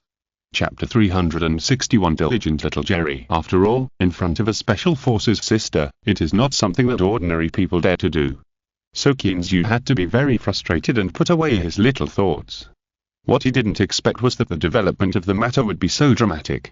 When he gave up that idea, the opportunity appeared in front of him again. Their father is a gambler, what a good opportunity. So Kinzu used all his brain cells and even spent a lot of money to finally make this old gambler suffer enough stimulation and calm down. Just as Qinzu was thinking about things in a mess in his mind, the long eyelashes of the beauty in his arms trembled twice. The pair of blue, perfect and flawless beautiful eyes gently opened. Staring at Qinzu's handsome face close at hand, even though Eva is a generous and cheerful European and American girl, she is a little uncomfortable at this time. She greeted Qinzu with a red face. "Good morning, Qin." Hearing the voice, Qinzu came back to his senses and stared at the face in his arms, a little dazed. Beautiful, so beautiful. No sound, no words, Qinzu gently lowered his head. After a long time, Qin, it's time to get up. I still have to go to study with Uncle John. Twisting her tired body, Eva looked at Qinzu with some fear. No, I'll give you a day off and rest for a day. Qinzu smiled evilly. No, I'm going to take a shower. Eva was startled and hurriedly got up and ran into the bathroom without caring that she was not wearing any clothes. Qinzu smacked his lips with some regret. He really felt that it was not enough. He originally planned not to go out for a day, but looking at the current situation, it seems a bit unrealistic. The main reason is that Eva has been doing ranch work all year round, and her body has been fully exercised, which is very strong and elastic. These are what Onid and Mobica, the two college students, do not have, and they also make Qinzu love her a little bit. Although Qinzu also liked the youth of the two girls, he still felt a little regretful that he couldn't fully display it. Okay, Qin, go wash up quickly, I'll prepare breakfast for you. Tracking her sore body, Eva went downstairs with a smile to prepare breakfast. As for the future, responsibility, marriage, or how to define their relationship, none of them were mentioned. This also made Qinzu feel very confused, or difficult to understand. If it were in China, if you took advantage of being drunk and did it to someone, after waking up, she would not cry, make a scene, or even hang herself, but at least she would ask you what you were going to do in the future, right? At worst, she would also regard herself as your girlfriend, which is indisputable. But what about now? Onid and Mobica were like this, and now Weaver is like this. They gave Qinzu the feeling that they didn't care at all, just like the European and American women in the rumors. Changing boyfriends is as easy as a daily routine. However, looking at the little red flower on the bedsheet, Qinzu would never believe that Eva would be such a person. He knew that even in Europe and America, there were many people who kept themselves clean. Just like those who believed in Catholicism, they still valued their bodies. Onid and Mobica could be said to be a pair, and it was understandable that they did not ask Qinzu to be responsible. But now Eva also had this attitude, and Qinzu felt a little confused. People are like this, the unknown is the most difficult to let go. He rubbed his head with a headache, and Qinzu stopped thinking about it when he couldn't figure it out. Just let everything go with the flow. He got up and went to the bathroom to wash up, changed his clothes, and went downstairs with brisk steps. After all, a piece of fresh and delicious cheese was swallowed by himself, which was still a sense of accomplishment. However, as soon as he went downstairs, the smile on Qinzu's face froze. Ahem, Dale, good morning. Somewhat unnaturally, he greeted Dale who was sitting on the sofa, and Qinzu also came to sit on the sofa next to him. Before Dale said anything, little Jerry beside him quickly grabbed a big apple and handed it over. Seeing its eager look, Qinzu was a little confused. When did this little guy become so sensible? Ha ha, Qin, it seems that your family will have another increase in population. Seeing Qinzu's confused look, Dale's face was slightly red. After nodding at him, a teasing look appeared on his face, looking at little Jerry, as if something interesting was happening. After being said by Dale, Qinzu was even more puzzled, but seeing Dale smiled reluctantly, he was relieved. It's good that he's not angry. However, what's wrong with this little guy? After putting down his worries, Qinzu reached out to take the apple handed over by little Jerry and tossed it back and forth in his hand. His eyes were fixed on the diligent little squirrel in front of him, wanting to see what it wanted to do. It seemed that he was a little uncomfortable being stared at by Qinzu. Little Jerry squeaked a few times and wanted to say something. You mean? You brought a friend back? Qinzu understood what little Jerry meant, his hand trembled, and he decisively threw the big red apple out, which rolled a long way. Seeing this, little Jerry jumped up and down to pick up the apple, but someone was faster than him. Oh, no, it was a dog that was faster than him. Daha and Xiaohe thought Qinzu was teasing them, so they ran over and brought the apple back, which made little Jerry jump up and down. You two guys run pretty fast. Qinzu took the apple and looked at it, feeling amused. Wow, there were several teeth marks on it, so it must be inedible. Thanks to the reward and support from 10-years-old Bug, Chapter 362 Dale's Decision. Come on.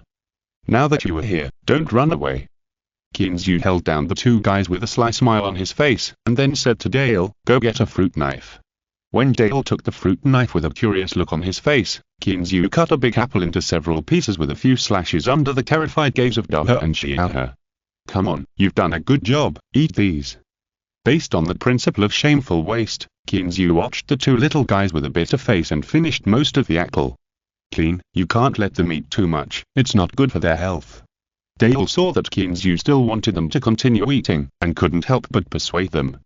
Although apples are rich in dietary fiber and pectin is also effective in eliminating toxins from the body, apples contain a lot of sugar and can't be eaten too much. Okay, then let you go play somewhere else. Kinzu cut the remaining apples again and put them in the bowl of the dozing Dadu, and then sat back on the sofa. Kinzu picked up the little squirrel that was smiling happily and began to interrogate it. Come, let's talk about you. You brought a friend. Is it a man or a woman? No, a male or a female? Poochie, Clean, what are you doing? Do you really think it can talk? It's a male or a female? Dale, who was standing by, couldn't help it anymore.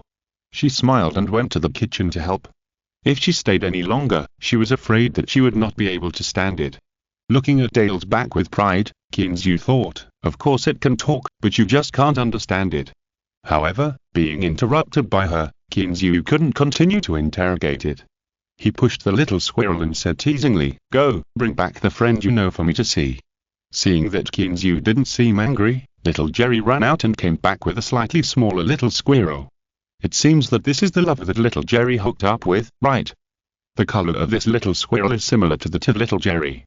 It should also be a North American red squirrel, but it seems a little small.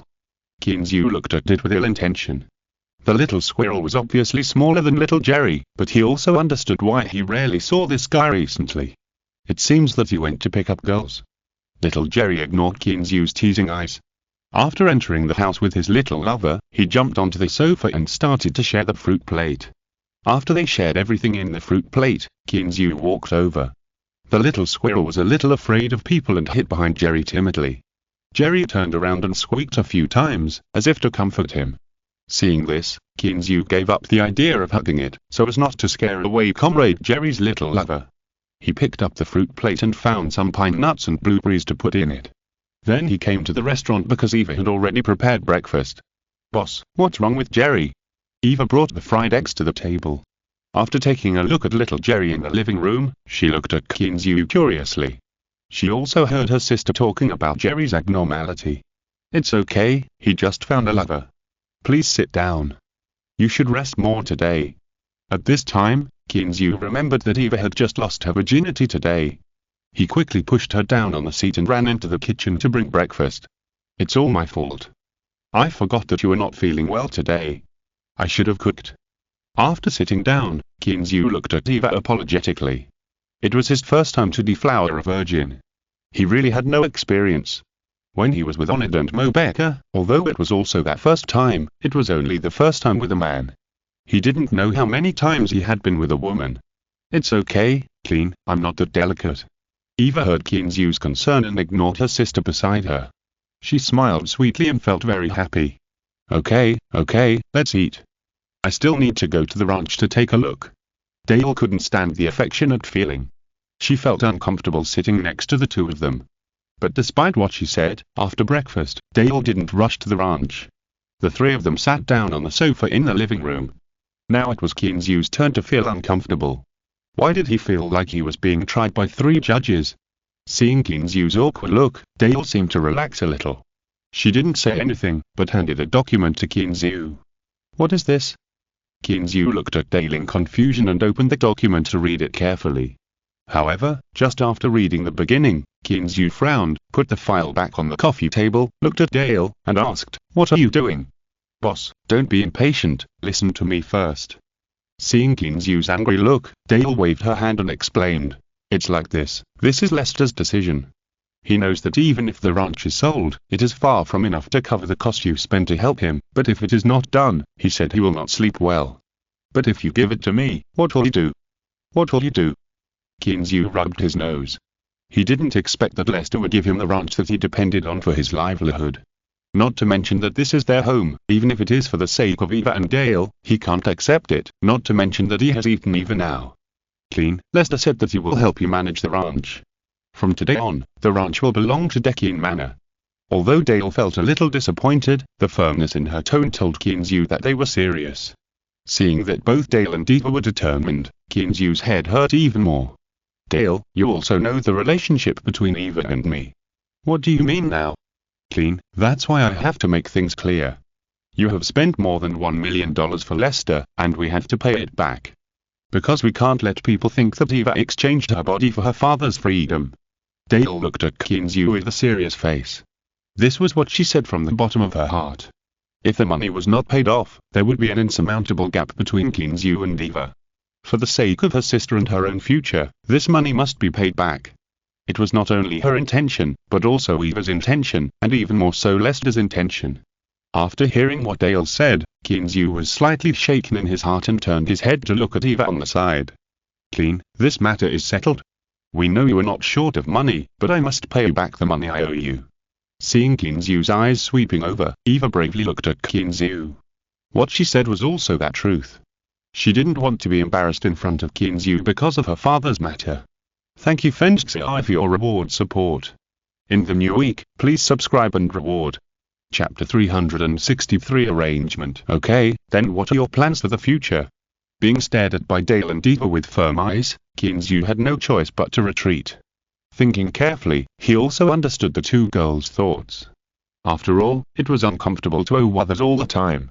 Although the ranch was not very valuable, it could almost offset the money if used to pay him back. Why? Of course we are here to work for you. Boss, you won't fire us, right? Hearing that Kinsey was willing to accept it, Eva blinked her big watery eyes and looked at Kinsey expectantly, as if she would cry as long as Kinsey said no. Kinsey didn't say anything. In the surprised eyes of the two girls, he came to Eva and sat down. He hugged her directly in his arms and said jokingly, "Work. I need to think about it. However, if you can satisfy the boss, then everything can be discussed." Although Eva was held in Kinsey's arms in front of her sisters, she was not embarrassed at all. Instead, she put her arms around Kinsey's neck and asked with seductive eyes, "Boss, then, how can I satisfy you? Your little goblin." Okay, Kinsey admitted that he lost. Even though he was thick-skinned, he couldn't act like a beast in front of a hot Special Forces soldier. How about this, Dale, you continue to be my bodyguard with an annual salary of $150,000, and Lester will help me manage the ranch over there with an annual salary of $100,000. Looking at Eva's expectant eyes in his arms, Kinsey laughed and said, "As for you, you're working for me for free and don't get paid." After saying that, regardless of Eva's pouting look, Kinsey turned his head to look at Dale and asked, "How about it? This is a bit too high, right?" Dale was a little confused. Hers was still reliable, but Lester's was a bit too high, wasn't it? High. Not bad, a bodyguard's annual salary of $150,000 is only considered the upper level, right? Kinsey changed the subject knowingly, looking at Eva who was somewhat dissatisfied in his arms, and said with a smile, "Miss, you just stay at home and be a good nanny and take good care of me, understand?" "Humph, no, I'm going to herd sheep. It's too boring to stay at home all day." Perhaps because she and Kinsey were closer, Eva doesn't have much estimation when she speaks. In the past, whatever Kinsey said was what she said, and she never refuted it. After chatting for a while, Kinsey's cell phone rang. Eva went to the coffee table and took it from it, and handed it to Kinsey. "Clean, I will arrive in Boston around noon. When will you come over?" As soon as the call was connected, Douglas' voice came over, which reminded Kinsey that he still had important things to do today. "Well, okay, I'll be there soon." After hanging up the phone, Kinsey looked at the time. Fortunately, it was just after 9 o'clock, so he could make it in time. "Clean, if you have something to do, just go ahead and do it." Seeing that Kinsey was busy, Eva said sensibly, "Well, then it's settled. Eva, you should have a good rest and don't go out today. Dale, come and help me move some things." He gently pushed Eva down on the sofa. After a long French kiss, Kinsey took Dale, who was looking mischievous, to the garage. When they arrived at the garage, Kinsey drove out the Ford 750 and drove directly into the warehouse. "Wow! So many things? Boss, are you too partial? Let either rest. After getting off the car, looking at the pile of brick-like things in the corner of the warehouse, Dale protested with some dissatisfaction. It seems that because Kinzu's debts were paid off, even Dale became a lot more lively than usual. This also made Kinzu feel a lot more comfortable, and it felt that the previous sense of alienation disappeared all of a sudden. What? Are you jealous? Then I'll let you go back and have a rest, okay? Looking at Dale teasingly, Kinzu looked at her hot body with the kind of obscene eyes. Eva's elasticity is so good just because of years of physical exercise, so what about this sister who is a special forces soldier? How does it feel? Thinking about it, Kinzu's saliva almost flowed out. Pervert, why didn't I realize that you were so perverted before? Looking at Kinzu with contempt, Dale put on gloves and began to load these black things into the car. However, as soon as the things were in her hands, Dale realized that something was wrong. Boss, what is this? So heavy? Guess. Kinzu also began to stack these silver blocks into the car, and did not forget to tease Dale. It seems to be a kind of metal. Or salvaged from the sea? Dale said with certainty after sniffing. As soon as she finished speaking, she reacted and exclaimed in disbelief. Boss, this can't be silver. Hey, Dale, you are quite smart. How do you know this is silver? Kinzu kept working, but he was curious about how Dale could guess that this was silver. Nonsense, what else can be salvaged from the sea except gold and silver? Looking at Kinzu with contempt, Dale suppressed the shock in her heart and continued to load these black silver into the car. Boss, why do you get these things? They are not worth much, not as valuable as silver coins. Although she was a little surprised to see so much silver, in her impression, the price of silver is not very high, and these are all silver bars, not commemorative silver coins. Even if there are so many, how much money can they be worth? The unit price is not very valuable, but they have a lot of it. He ignored Dale's contempt. When the silver is refined, he will let this girl see the value of the silver. It's different with helpers. It took them only more than half an hour to load the silver. Thanks to the fact that this fort is a customized version, otherwise it really can't hold so many things. After getting in the car, Dale drove again, and Kinzu sat in the co-pilot. The two rushed to Boston. On the way, Kinzu called Tony, the person in charge of the metal testing center, and told him that he would be there soon, and asked him to get ready first, and all irrelevant personnel were isolated. Tony obviously got the instructions from his big boss, and he politely assured that everything was ready. Clean, so important. Dale also noticed something wrong from Kinzu's serious expression, and became a little nervous. It's okay, there shouldn't be any danger. I just asked them to prepare first. Although he said this, Kinzu was still a little worried. After all, this was not a small amount of money. If Douglas played some tricks, he might be in trouble. Thinking of this, Kinzu began to pay attention to his shortcomings. He was too easy to trust others. And his strength was too weak. Extra chapter for the Mood Master, 2 halves. Chapter 364 Selling Silver, subscription request. Soon, an hour passed, and the Ford Raptor stopped at the entrance of the metal testing center. Tony was still dressed in a white coat and gold-rimmed glasses, looking gentle and refined, a model of a gentle beast. Although he knew that it was understandable to report it, Kinzu still had a little bit of a favorable impression on him. He nodded lightly and walked down the door. Mr. Clean, do you want to refine the things first? That way, when the general manager comes, you can sign and get the money directly. Tony looked at the wheels of the pickup truck that were deeply pressed down, and he was a little horrified. How much silver would it take? Kinzu thought about it, nodded in agreement, and motioned Dale to drive the car directly in. Behind the metal testing center, there is a factory building that is specially used to refine various metals. As soon as Dale's car stopped, 2 trailers drove over and unloaded all the silver on the car under the gaze of Kinzu and others. After all the weighing records were recorded, Tony came back with a look of dementor, swallowed hard, and said with difficulty, Mr. Clean, there are a total of 56 tons of silver. If you think it's okay, just sign here. Kinzu nodded. It was not much different from his estimate. As for the small changes, Tony didn't say, and Kinzu didn't ask. Anyway, it had to be refined again, and it wasn't sold like this. After signing, Tony arranged for people to prepare for refining with an excited look on his face. Although the silver was not his, after the sale, his share of the commission would not be able to escape. Thinking about it, he was very excited. Since he came to this shitty testing center, when has he ever hit such a large commission? The refining process was naturally boring. Kinzu was a little drowsy watching it. If he wasn't worried about his silver, Kinzu would have wanted to go back to the car to make up for his sleep. I don't know how long I tossed with Eva last night. Now early in the morning, he is a little sleepy.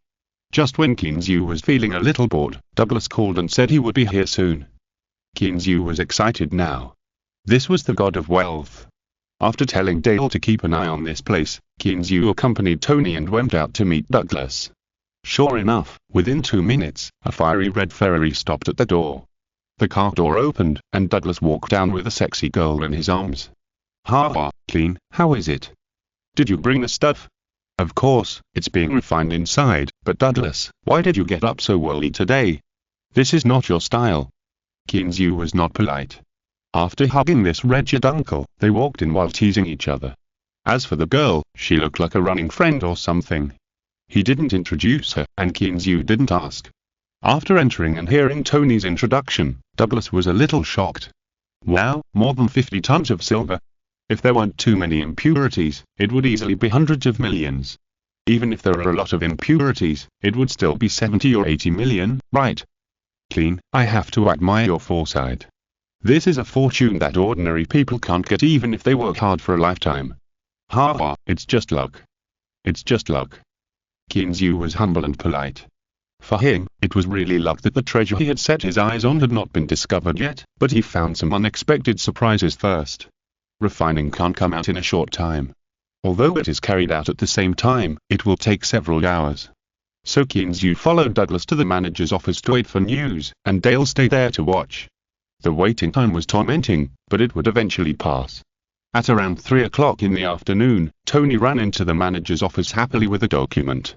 "General Manager, Mr. Clean, the silver has been refined. Although there are many impurities, it is within an acceptable range." "Oh? How much is left?"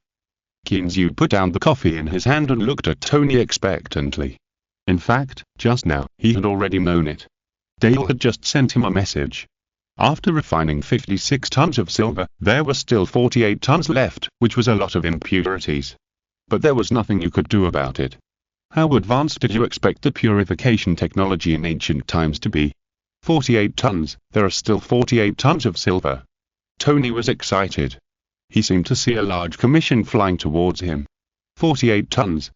If converted into ounces, that would be 1,693,150 ounces. That's a lot. Clean, you're in for a treat. Douglas picked up the calculator and roughly calculated it, then looked at Kinzu with a teasing look on his face. Even if it was based on the current standard silver price, it would only be more than $20 million, which was not a big deal. Kinzu smiled widely, rubbing his thumb and index finger constantly, pretending to be a money grubber. "Ha, it's no problem to treat you, but let's wait until you give me the money." Clean, the current transaction price of silver in New York is $17 per ounce. I'll give you $16 per ounce. How about that? Let me make some money. Douglas was obviously well prepared. After hearing what Kinzu said, he immediately started to calculate. $16 per ounce, he had 1.69 million ounces, which is $27 million.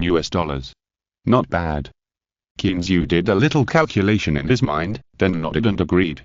Since there was no problem, Douglas asked the lawyers from the branch to come over, and Kinzu also called Jefferson. 10 minutes later, the lawyers of both parties came and the two quickly signed their contract. After signing the contract, the escort vehicle Douglas found had also arrived and quickly loaded the refined silver bricks. It was not until this time that Kinzu saw the purified silver. The brand new silver bricks were shining in the sun, which made people's eyes hurt. What beautiful things. I can't control my excitement when I look at them. Douglas held the young model who had been stuck in the office all day in his arms, and looked at the silver bricks being loaded onto the truck, with a face full of admiration. Yeah, it's a pity that I'm short of money, otherwise I really want to take these things home and use them as a bed. Kinzu also looked regretful, looking at the silver bricks that already belonged to someone else, but what he said made Douglas' eyes light up, and he looked at the young model next to him. What a good idea. Kinzu didn't expect that what he said unintentionally would give the rich young man next to him some small ideas. After returning home, he really tossed the young model around on those silver bricks. Thanks to Lamsey for the 500 starting coins reward. Chapter 365. The taxation that shocked Kinzu. After all the silver was loaded, Douglas did not ask Kinzu to treat him. He drove the ferry back to New York with the young model. In his words, getting the silver back was the main thing, and as for treating, he would save it for now. After the two left, Kinzu was about to get in the car and go back to the ranch, but was stopped by Jefferson beside him. "Boss, you need to know about taxes." Jefferson held the documents in his hand, with a serious face. "What? Taxes?" Kinzu looked at Jefferson in front of him, a little dazed, but more confused. "Taxes? How long have I been here, and I have to pay taxes?" "Boss, yes, taxes. The most important thing is that you are still a Chinese citizen, which is a trouble for you." Jefferson looked around, and simply climbed onto the Ford Raptor with Kinzu. Sitting in the car and looking at Kinzu, he continued. "It was okay before, because your income here was not high, and you didn't pay much tax. But now it's different. Take this contract as an example. You need to pay China's personal income tax first, and then you have to pay the US personal income tax.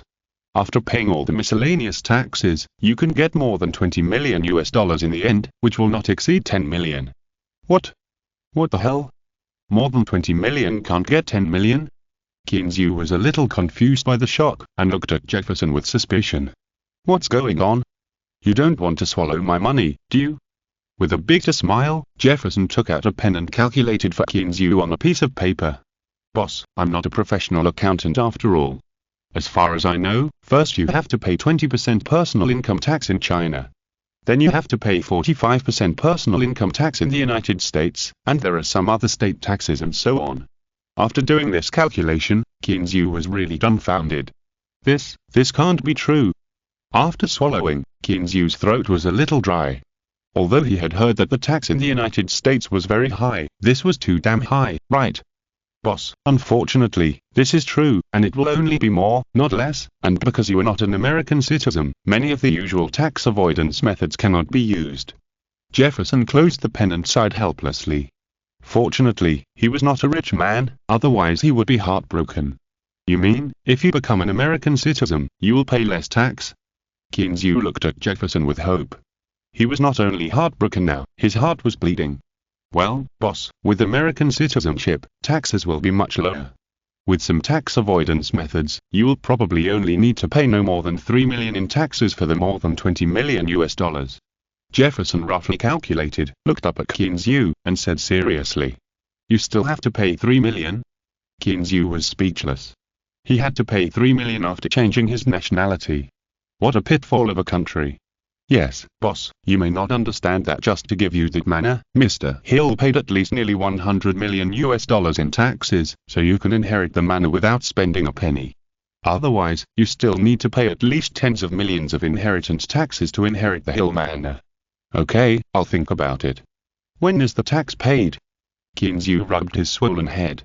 He was a little overwhelmed by the many things he had to do today. "Every April 15th, that is to say, boss, you can still consider it for a while, but it's best to do it as soon as possible." After saying that, Jefferson said hello and got off the car. He knew that changing nationality was a very important thing for some people. "Boss, go back?" Dale looked at Kinzu, who was looking at him with a bitter face, and couldn't help laughing twice. Go back, you are still laughing, and your salary will be deducted if you laugh again." He curled his lips helplessly, this guy who gloated over other people's misfortunes. Dale ignored Kinzu's threat and said with a face full of ridicule, "Ha ha, boss, if you pay a lot of taxes, it means you earn a lot. The taxes we have to pay are just that little." Kinzu decided not to pay attention to Dale's sarcastic words and began to think about what he should do. Pay taxes honestly? This is impossible. It's not that Kinzu is unpatriotic. If the money he paid can help those in need, he won't blink an eye. But what is the truth? Where did the money go? Who can know? But changing nationality is also a difficult choice for Kinzu. This is different from having a green card. With a green card, he is still a Chinese and it is easy to return to China. But if he becomes a US citizen, he will become a Chinese American. He needs to apply for a visa to return to China, which is a bit awkward for Kinzu. Besides, it is not easy to pass the test of his parents. How can he explain that he has become a Chinese American for no reason? The more Kinzu thought about it, the more irritated he became. The joy brought by earning more than $20 million today disappeared completely. Not long after, the four grabbed to return to the ranch. After Kinzu got off the car, he ignored Daha and Xiaohe who came to meet him, and walked into the villa weakly. "Clean, what's wrong with you? Is it not going well?" Eva, who was preparing dinner in the kitchen, saw Kinzu with a gloomy look, and came out wearing a pink apron, asking with concern. "It's a bit difficult, the key is money." Kinzu hugged Eva who came over, let her sit on his thighs, and told her what happened today. "Change nationality. You really need to discuss it with your parents, otherwise they will definitely not let you go." Twisting her body comfortably, Eva leaned on Kinzu's shoulder and said thoughtfully. Kinzu nodded in agreement and said, "Yes, if I don't discuss it with them, I probably won't even be able to enter the house, but if I discuss it, I guess they won't agree, which worries me to death." "No, I think they will definitely agree." Eva thought for a while, smiled and kissed Kinzu on the face. "Oh? What do you mean?" Kinzu suddenly became energetic, sat up straight and looked at the beauty in his arms. Eva first nodded at her sister who came in, without any embarrassment, until Kinzu couldn't help but touched her plump breasts. Eva exclaimed and said, "Ah, don't make a fuss. Just like you said, the key is money. If they knew that changing their nationality could save millions of dollars, I think they would agree. After all, it is not a small amount of money. What do you think? It seems, maybe, they would really agree." Kinzu recalled his parents' lifelong frugal style. If they knew that changing their nationality could save millions of dollars, or more dollars, they might really agree. Chapter 366 Tom and Jerry. Thinking of this, Kinzu suddenly felt relieved. As if she had noticed Kinzu's thoughts, Eva stood up and looked at Kinzu with a smile. "Clean, just be quiet for a while, I'm still cooking in the kitchen." Watching Eva's figure disappear at the kitchen door, Kinzu felt an indescribable itch in his heart. Perhaps this was the feeling of a newlywed. Squeak, squeak. Just as he was thinking about something, Kinzu was interrupted by the two little squirrels beside him. Turning his head, Jerry and his little lover were grabbing a few fruits and jumping in front of him carefully. "Good guy, are you guys borrowing flowers to offer to Buddha?" Kinzu took the fruit from Jerry with a smile. Just as he was about to continue to joke, he found that he seemed to have made a mistake. "Is this found from outside?"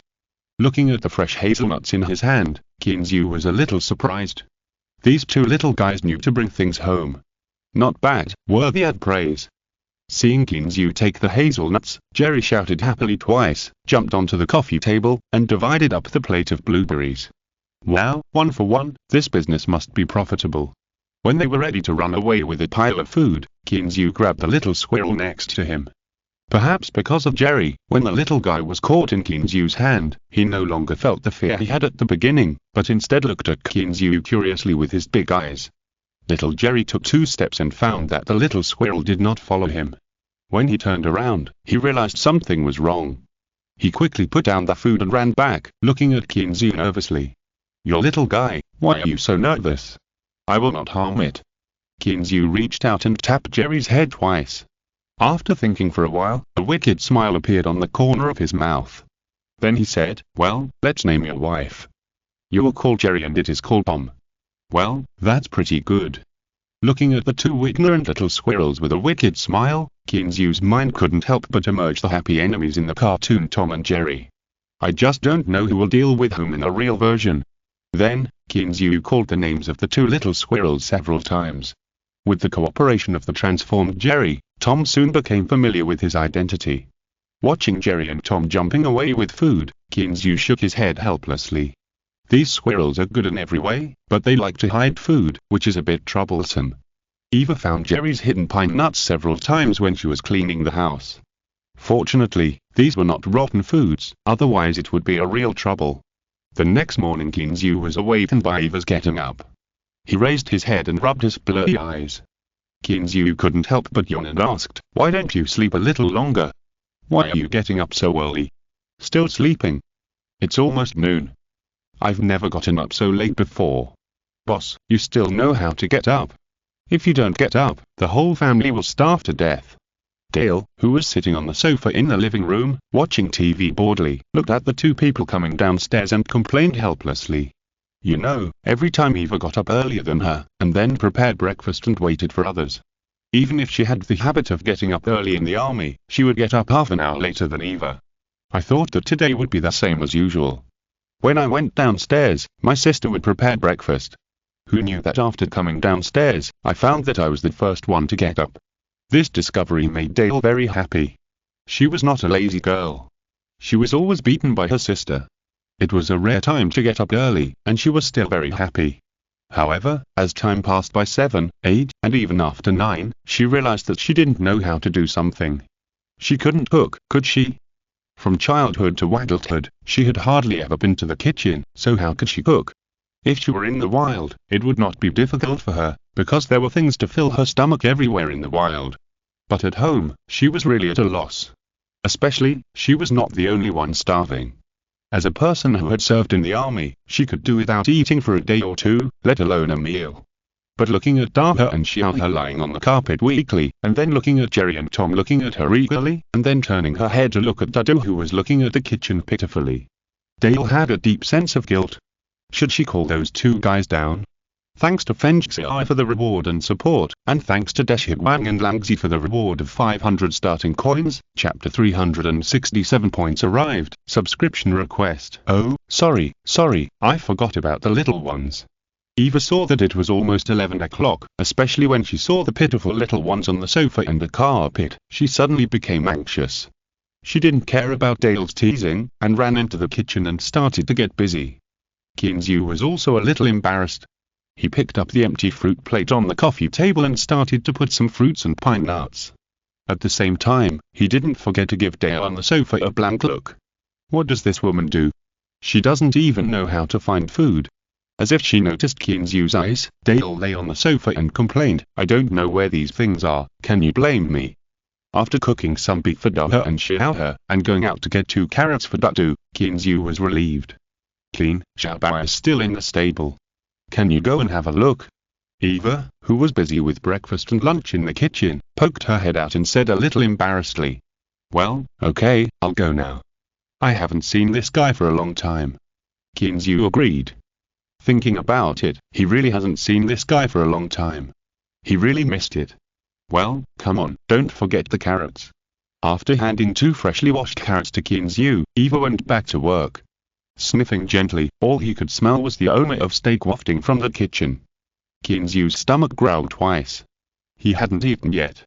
And last night. The two of them had been tossing and turning for most of the night. In the morning, he had done some morning exercises, and now his stomach was empty.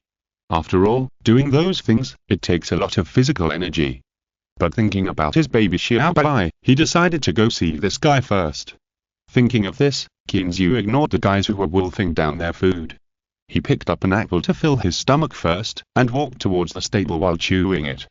After arriving at the stable, Qinzu found that there were already many horses, black or spotted, gathered on the pasture outside the stable, leisurely nibbling on the fresh grass. Although the grass here is not as juicy and nutritious as the new grass, it is enough for these guys for now. Qinzu's eyes swept over these horses, and sure enough, there was no sign of Xiaobai. It seemed that he had not been released yet. It was also because Eva usually took care of this guy, they were used to it, and Eva did not explain today, so naturally no one would bother. Besides, even if they wanted to do it for him, this little ancestor had to be willing. Thinking of Xiaobai's temper, Qinzu smiled bitterly and shook his head, feeling happy and helpless. The good thing was that no one could ride it except himself, which was a good thing for a man with a strong possessiveness. However, the helpless thing was that this guy did not let others ride it, and he did not let others serve it. At this point, Qinzu was a little frustrated. Because the initial novelty has worn off, if Qinzu is asked to come and brush the horse on time every day, he will not be happy. Fortunately, now that they are familiar with each other, Eva can help him do this, otherwise, it is not certain whether he will continue to keep him. Qinzu, who was thinking about his own things, walked into the stable unconsciously. Seeing Qinzu come in, Xiaobai, who was a little irritable, suddenly neighed excitedly, and seemed very happy. Big guy, did you miss me? Qinzu came back to his senses, smiled and walked forward, stretched out his hand to touch Xiaobai's soft and snow-white mane, and with his other hand, he picked up a carrot and carefully fed it. Xiaobai, who was a little excited, became even more excited after seeing the carrot. He lowered his head, rolled his big tongue, and the carrot entered his big mouth and began to chew quickly. Okay, you must be hungry, come, I'll take you out. Seeing that Xiaobao was so fond of carrots, Qinzu thought it was hungry, so he quickly washed it. After washing it, Qinzu put on a sweat pad and a saddle for it, tied the reins, and took Xiaobao out of the stable. When they arrived at the pasture, the group of horses that were originally gathered together to eat leisurely, all came over one by one. No horse dared not to come. Ignoring the enthusiasm of the horses, Qinzu waited until Xiaobao had almost finished eating, and then turned over and sat on it. "Let's go, buddy, we haven't played for a long time, I wonder if you can still run." After riding Xiaobao for a good stroll on the pasture, Qinzu returned to the villa with satisfaction. "Wow, it smells so good, whoever marries you in the future will be so happy."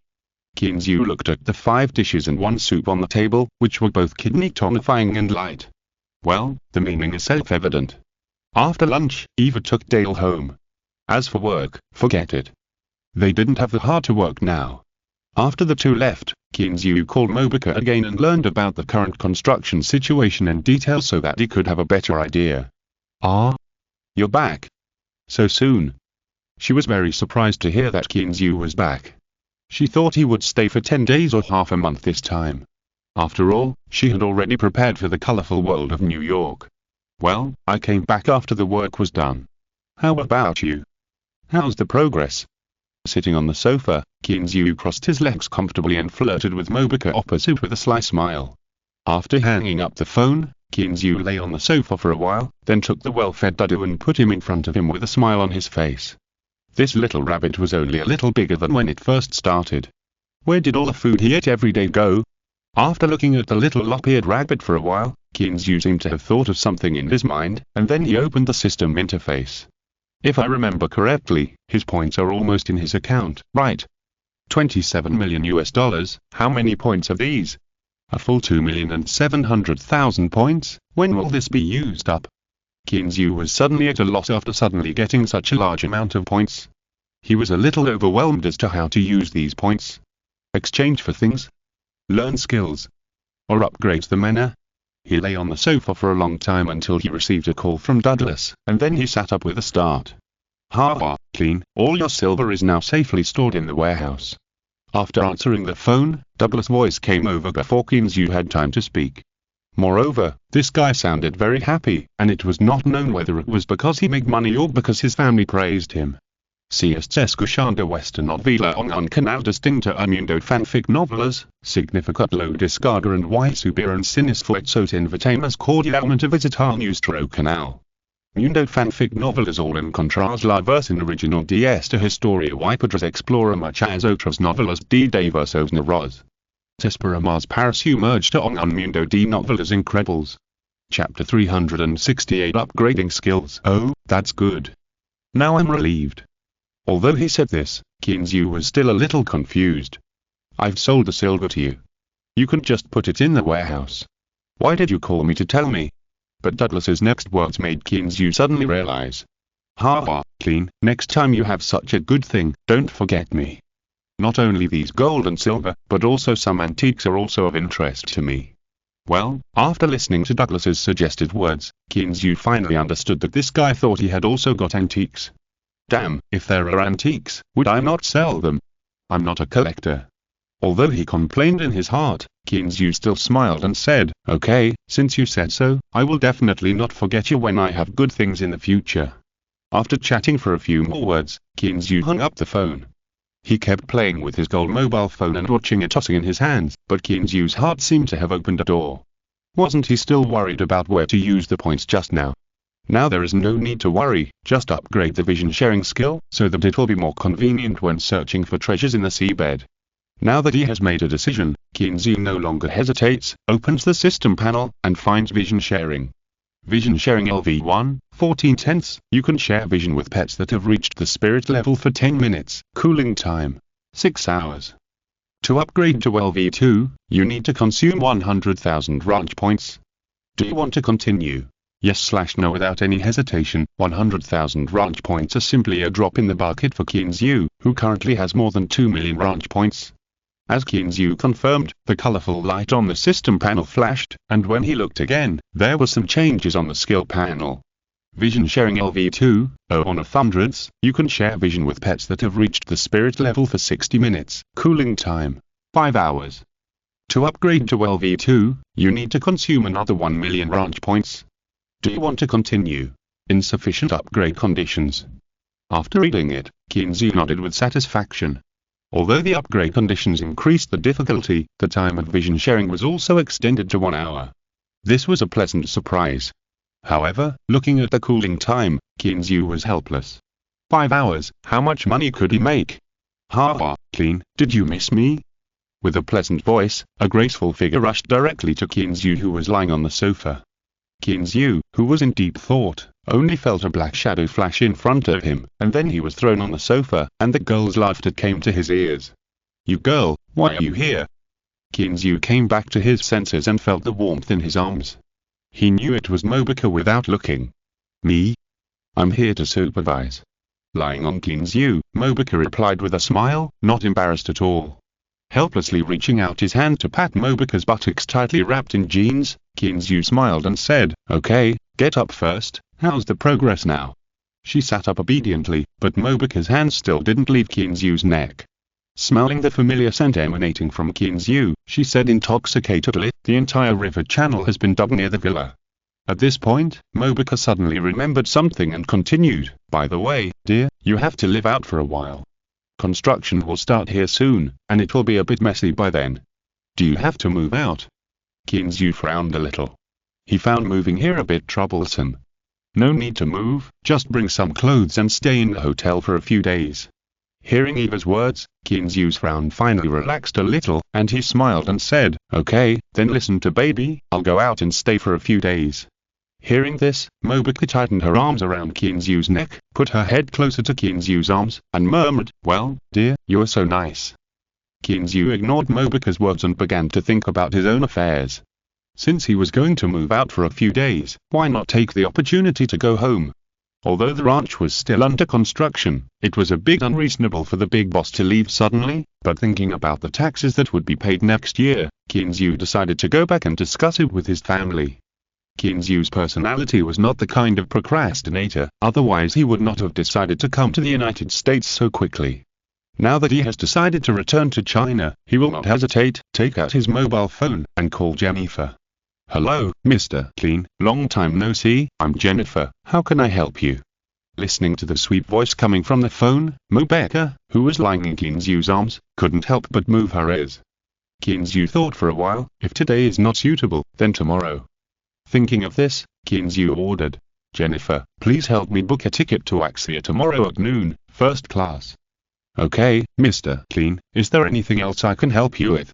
Jennifer picked up the pen next to her, quickly wrote down Kinzu's request, and asked respectfully. Well, that's all, that's it for now. After hanging up the phone, Mobuka raised her head from Kinzu's arms and said in surprise, Dear, are you going back to China? Yes, I've been here for so long, it's time to go back. Isn't there construction going on here?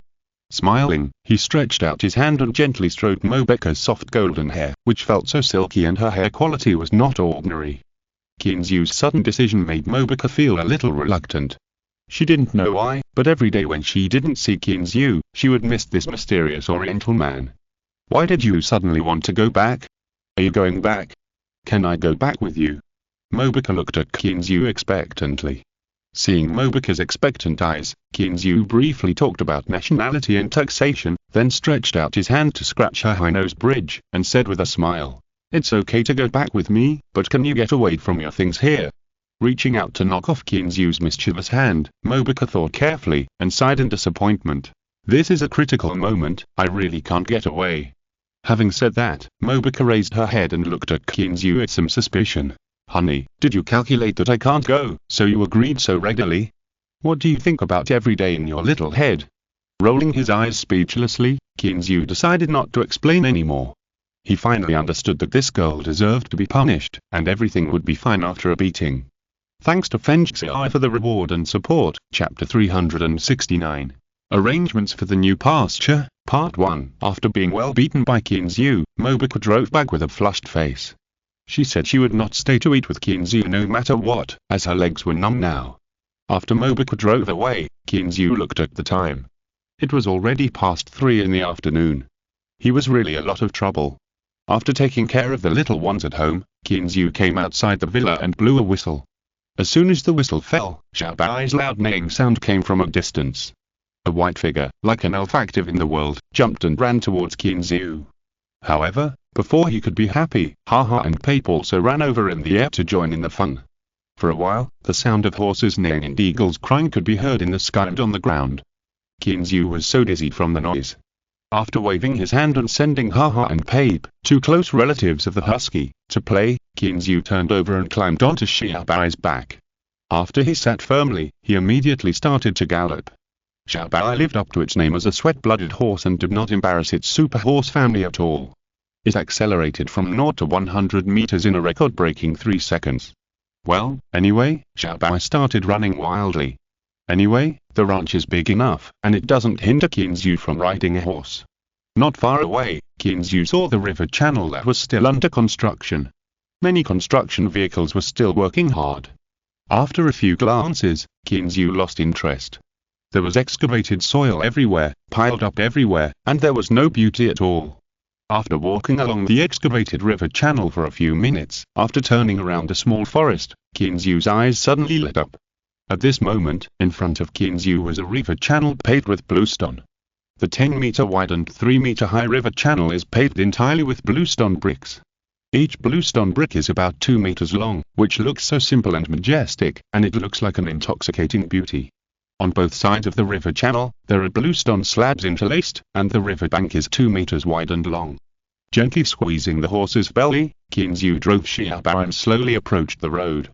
When Xiaobai's horse hooves gently stepped on the bluestone paved road, a dull and pleasant click sound was made. Once, the crisp sound spread lonely in this empty environment. It was as if it was stepping directly into people's hearts, which made people confused, frightened, and hysterical.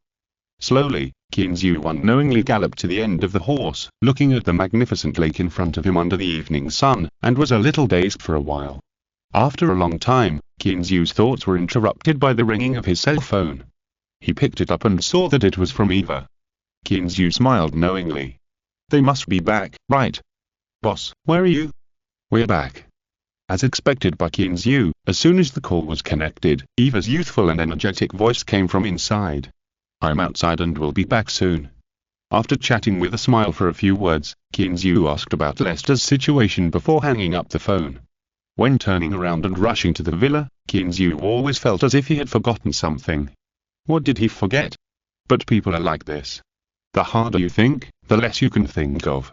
In the end, Kinzu's head hurt a little. It was not until he passed the living area that Kinzu pulled the reins and finally remembered what his purpose was today. He got off the horse and strode into the living area.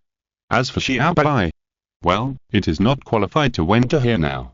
Hey, boss, you've come here once, do you have any good experience to guide us? John was a little surprised to see Kinzu, who was rarely seen, coming here today. This was really a happy thing. Well, you know, I'm just a hands-off boss, and I don't know as much as you do, what guidance or not. He looked at John helplessly. He was teased by him every time he came, which made him very depressed. Sitting on the chair opposite John, Kinzu scratched his head and said, John, I came here to find you because I have something to discuss with you. Oh? What's the matter? Just tell me, boss. John's voice was still so relaxed, but his face was a little solemn. Shrugging helplessly, Kinzu smiled bitterly and said, John, this is the case. You know Lester, he got into trouble again this time. I spent hundreds of thousands of dollars to rescue him this time. In order to pay off the debt, he gave me the ranch at home. Another trouble? Everything is fine now. No wonder Eva rushed back the other day. It's all my fault for not paying attention to these things. Hearing that Lester got into trouble again, John was already a little desperate. He had no way out now. But after hearing that Kinzu spent hundreds of thousands of dollars to save Lester again, he didn't know what to do. Until the end, after hearing that Lester mortgaged the ranch to Kinzu, he asked, Boss, do you mean that Lester mortgaged the ranch to you? Yes, I came to you to discuss this matter. After all, you are the manager of the ranch now. Can you see what to do? After that, Kinzu waited for Lester with expectation. Since the ranch belonged to him, he couldn't let it remain vacant. Well, the two ranches are a bit far apart, so we can't use them as a whole. John's brows were furrowed. When he thought of the distance between Lester Ranch and the current Tycoon Ranch, he had a headache. That means there's no way. Kinzu clenched his fists regretfully and was about to turn around and leave. John behind him shouted loudly, "Boss, wait a minute." After Kinzu sat down again, John continued, "Boss, I have an idea. I don't know if it's right. Can you listen to it first? Hurry up." Kinzu waved his hand and became a little impatient. John thought for a while, and in Kinzu's increasingly unfriendly eyes, he said, "Well, boss, don't you think the cattle in our ranch are divided into two parts? Why don't we just put the mutant Angus cattle there to raise them?" "Oh, yes, it just so happens that there are not many cattle there." Kinzu thought about it and it seemed to be feasible. When he was about to agree, he suddenly thought of something. He looked up at John helplessly and said, "John, there's no problem raising cattle over there, but there's no new grass yet, right? What should we do?" Chapter 370. Arrangements for the new pasture, Part 2. After Kinzu said this, John also had a headache. Did he have to sow again? Thinking of this, John cast his eyes on Kinzu, with helplessness on his face. He just had to see what Kinzu decided. After thinking for a while, Kinzu decided to sow again. Anyway, he had already sown such a large pasture again, so he didn't care about that. Moreover, if he didn't sow new grass, he was not sure whether the meat of this cow would be better than ordinary beef. "John, you take charge of this matter. Anyway, the area is not that large." Since he had made a decision, Kinzu didn't hesitate and looked directly at John opposite him. He thought John would agree readily because he was the director of the pasture and this was his job. Unexpectedly, John frowned, raised his head, looked at him with a somewhat embarrassed expression, and said, "Boss, I think we should leave this matter to Weaver. She is learning to manage the ranch now, so it is better to let her gain more experience." In fact, there was something he didn't say. Lester was his old friend and his employer before. Now it was really difficult for John to let him manage it. Hearing John's refusal, Kinzu was stunned. After thinking about it carefully, he understood John's concerns. He had to smile helplessly. "Okay, then leave it to Weaver. You take care of things here. I have to go back to China in the next few days." "Boss, you are going back to China? When are you coming back?"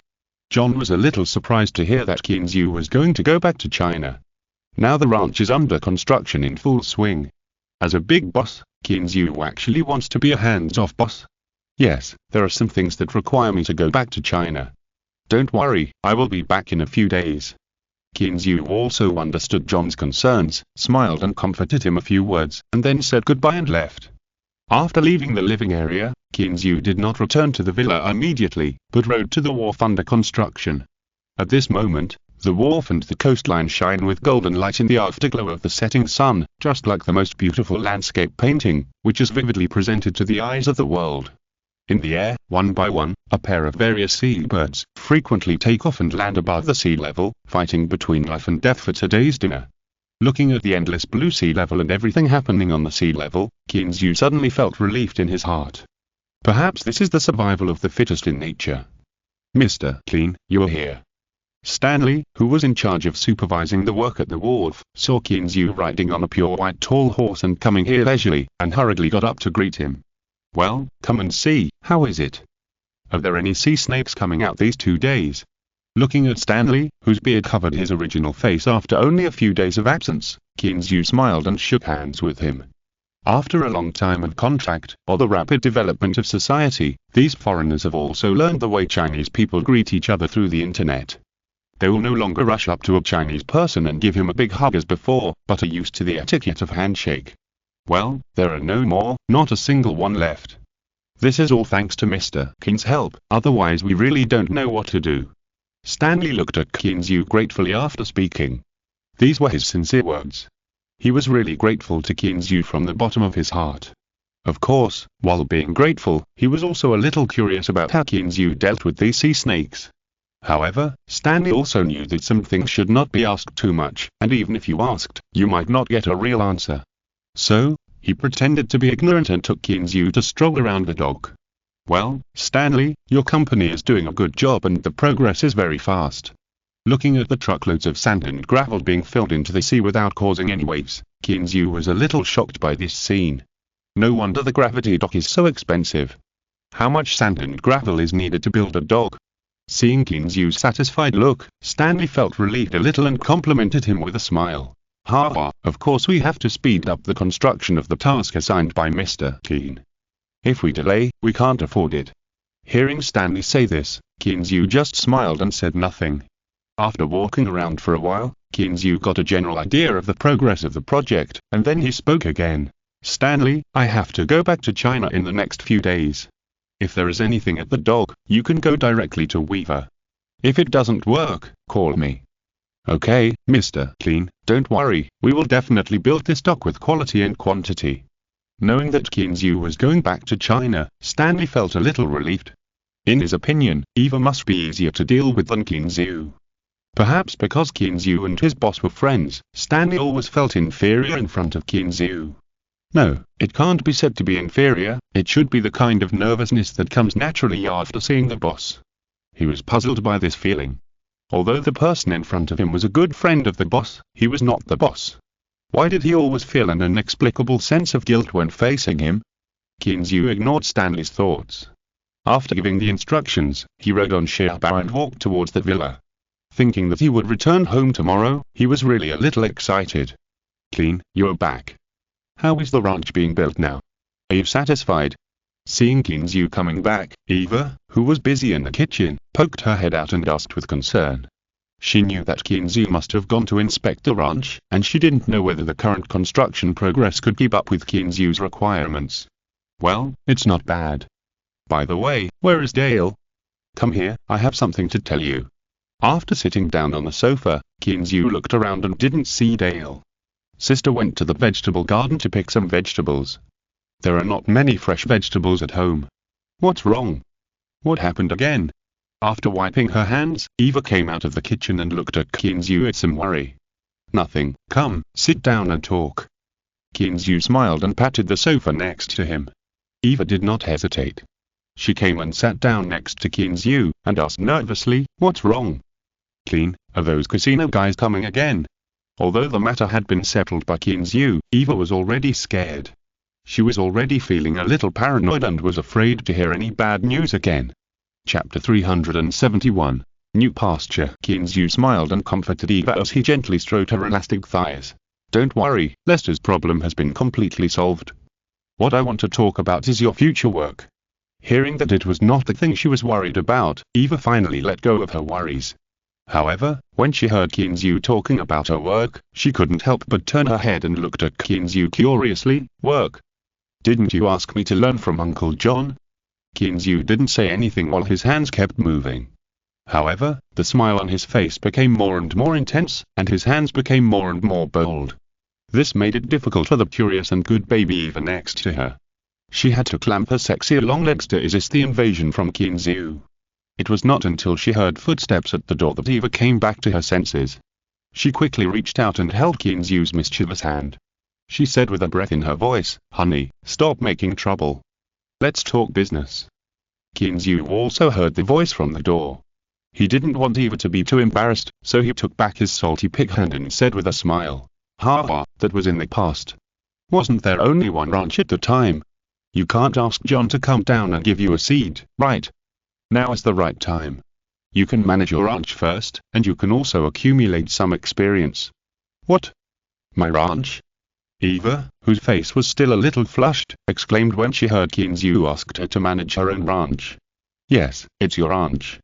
As you know, it's a little far from your home, and the ranches can't be connected together, so we have to manage them separately. As he was talking, Dale walked in with a basket full of vegetables in her hand. After hearing the conversation between Eva and Kinzu, she was also a little surprised. From what Kinzu meant, he wanted to hand over his family's ranch to his family. At the time, she would definitely stay by his side, which means that the ranch would be decided by her father and sister. If they made money, it would be fine. But if they lost money, would it affect her sister's position in his heart? Thinking of this, Dale couldn't help but ask, Boss, do you mean to let Eva and my father manage my ranch? Wouldn't that be a bad idea? Kinzu smiled and said, as if he knew what Dale was worried about, what's wrong with that? Besides, this is also John's suggestion, so you can rest assured. After Kinzu said this, Dale was speechless. It was John's recommendation, no wonder the boss's attitude was so firm. However, Dale didn't say anything, but Eva looked at Kinzu blankly and asked weakly, "Then, what should we do in the future?" She felt like she had no idea where to start. In the past, the ranch was theirs, and they could do whatever they wanted, but now it was different. If they didn't ask clearly, what would they do if they messed up?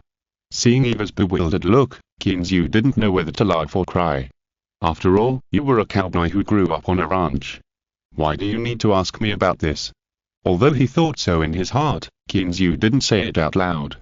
Instead, he thought about it for a while and then said with a smile, "So, John and I have discussed and decided to put this mutant cow on the ranch with you. There are not many of them, so we will hand them over to your father for management. As for you, you'll be responsible for the daily affairs of the ranch." "Me? I'm afraid I can't do it well." Eva's tone was still a little unconfident.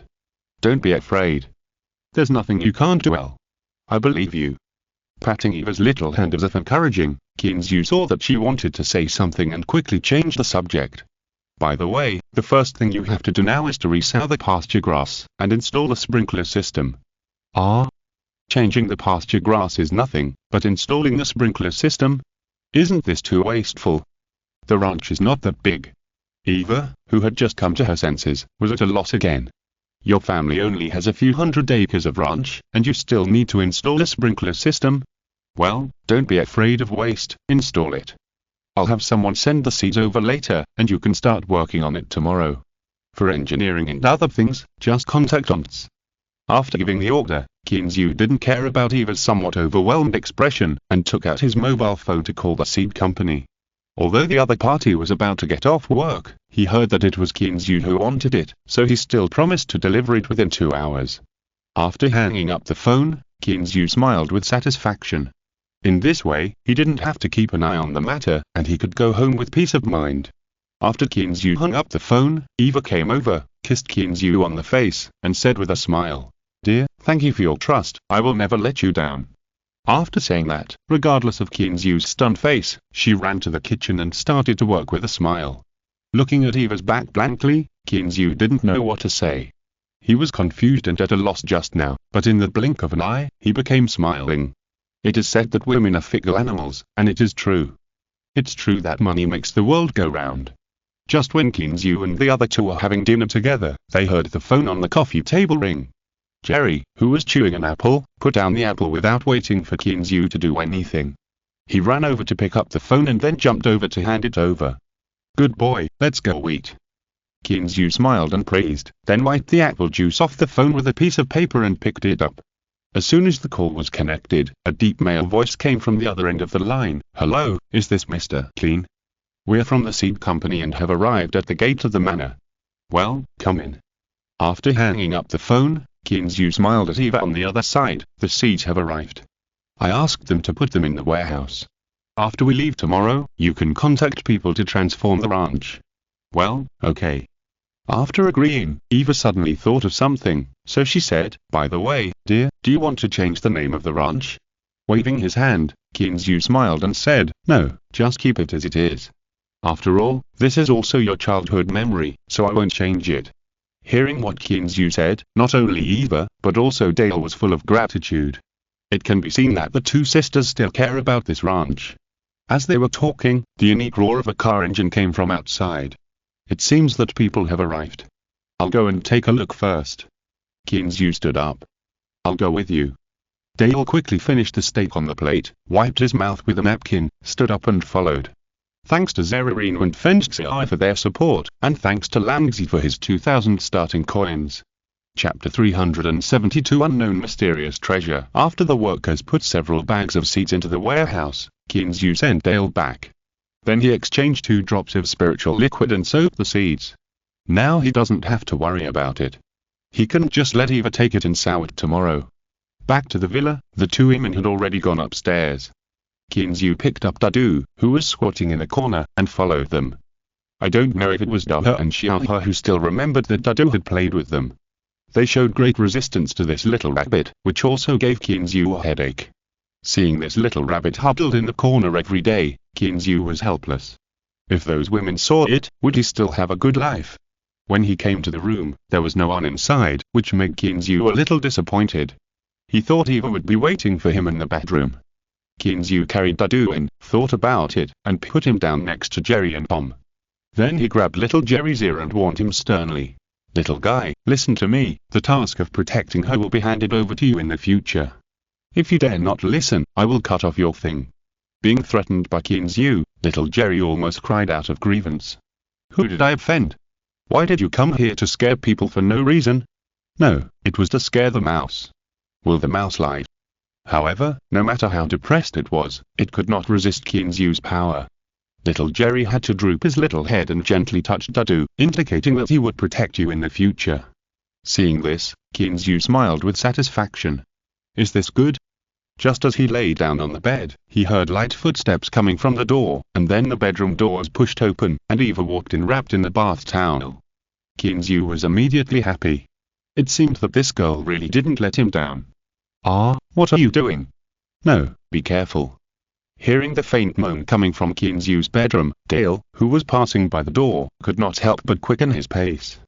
After a passionate collision, Eva lay in Kinzu's arms and fell asleep sweetly, while Kinzu shifted his thoughts to cheese. Since the skill was upgraded, he has not found a chance to try the effect. After all, the time has been extended to 1 hour. If it were during the day, lying for an hour, people who don't know would think something was wrong with him. With the transfer of vision, Kinzu also felt the changes brought about by the upgrade. If the vision sharing was a bit awkward before, it is completely gone now. Now it feels like he and Cheese have merged perfectly. He is the golden python and the golden python is himself. Swinging his body, Kinzu slowly approached the dog. It would be nonsense to say that Kinzu is not curious about what the sea python is looking for here.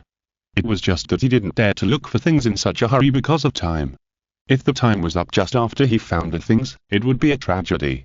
So even if he was very sure, he didn't dare to act rashly, but waited until his skills were improved before deciding to go and have a look. Soon, Kinzu came to the bottom of the dog, circled around the bumpy seabed for a few times, and stopped at the seabed. If he said that he was looking for things blindly, he might not be as good as the sea python, but don't forget that he has a system. How does that sentence go? With the system in hand, the world is mine. Turning on the system, Kinzu found the treasure hunting function that he hadn't used for a long time, and he decisively chose to use it. As the screen flashed smoothly, a paragraph of text appeared on the system screen. Name. Function. Era. Value. Coordinates. 12 degrees north latitude. This series of question marks made Kinzu confused. What was going on? He was a little crazy and wanted to scratch his hair, only to find that he was now a snake, so he had to give up helplessly. But staring at the series of question marks on the screen, Kinzu really had the urge to vomit blood.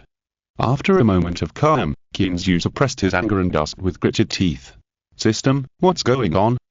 Reporting to the host, "The level of treasure hunting is too low.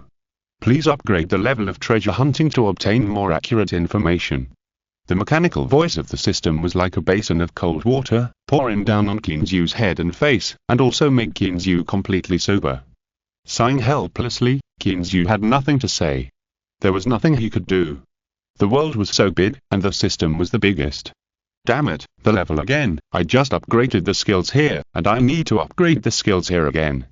Depressed, Kinzu flicked out the treasure hunting technique and clicked it to take a look. Treasure hunting level 2 can search for treasures that no one has discovered within a range of 10 kilometers. It would have been fine if he hadn't looked at it. After looking at it, Kinzu became even more depressed. You didn't specify the treasure you searched for, but you couldn't find the specific location. Clicking on the level behind, Kinzu was even more eager to vomit blood. To upgrade from LV2 to LV3, you need to find treasures with a total value of 100 million and 10 million points. Seeing this requirement, Kinzu was completely discouraged. What a joke. 100 million US dollars? Do you think treasures are so easy to find? However, Kinzu thought about it in a different way and felt that this might not be a bad thing. The higher the requirement, the higher the value of the treasure. Anyway, he has nothing to do now, so he can just wait and see. He didn't believe that in the end, the treasure wouldn't come to his arms obediently.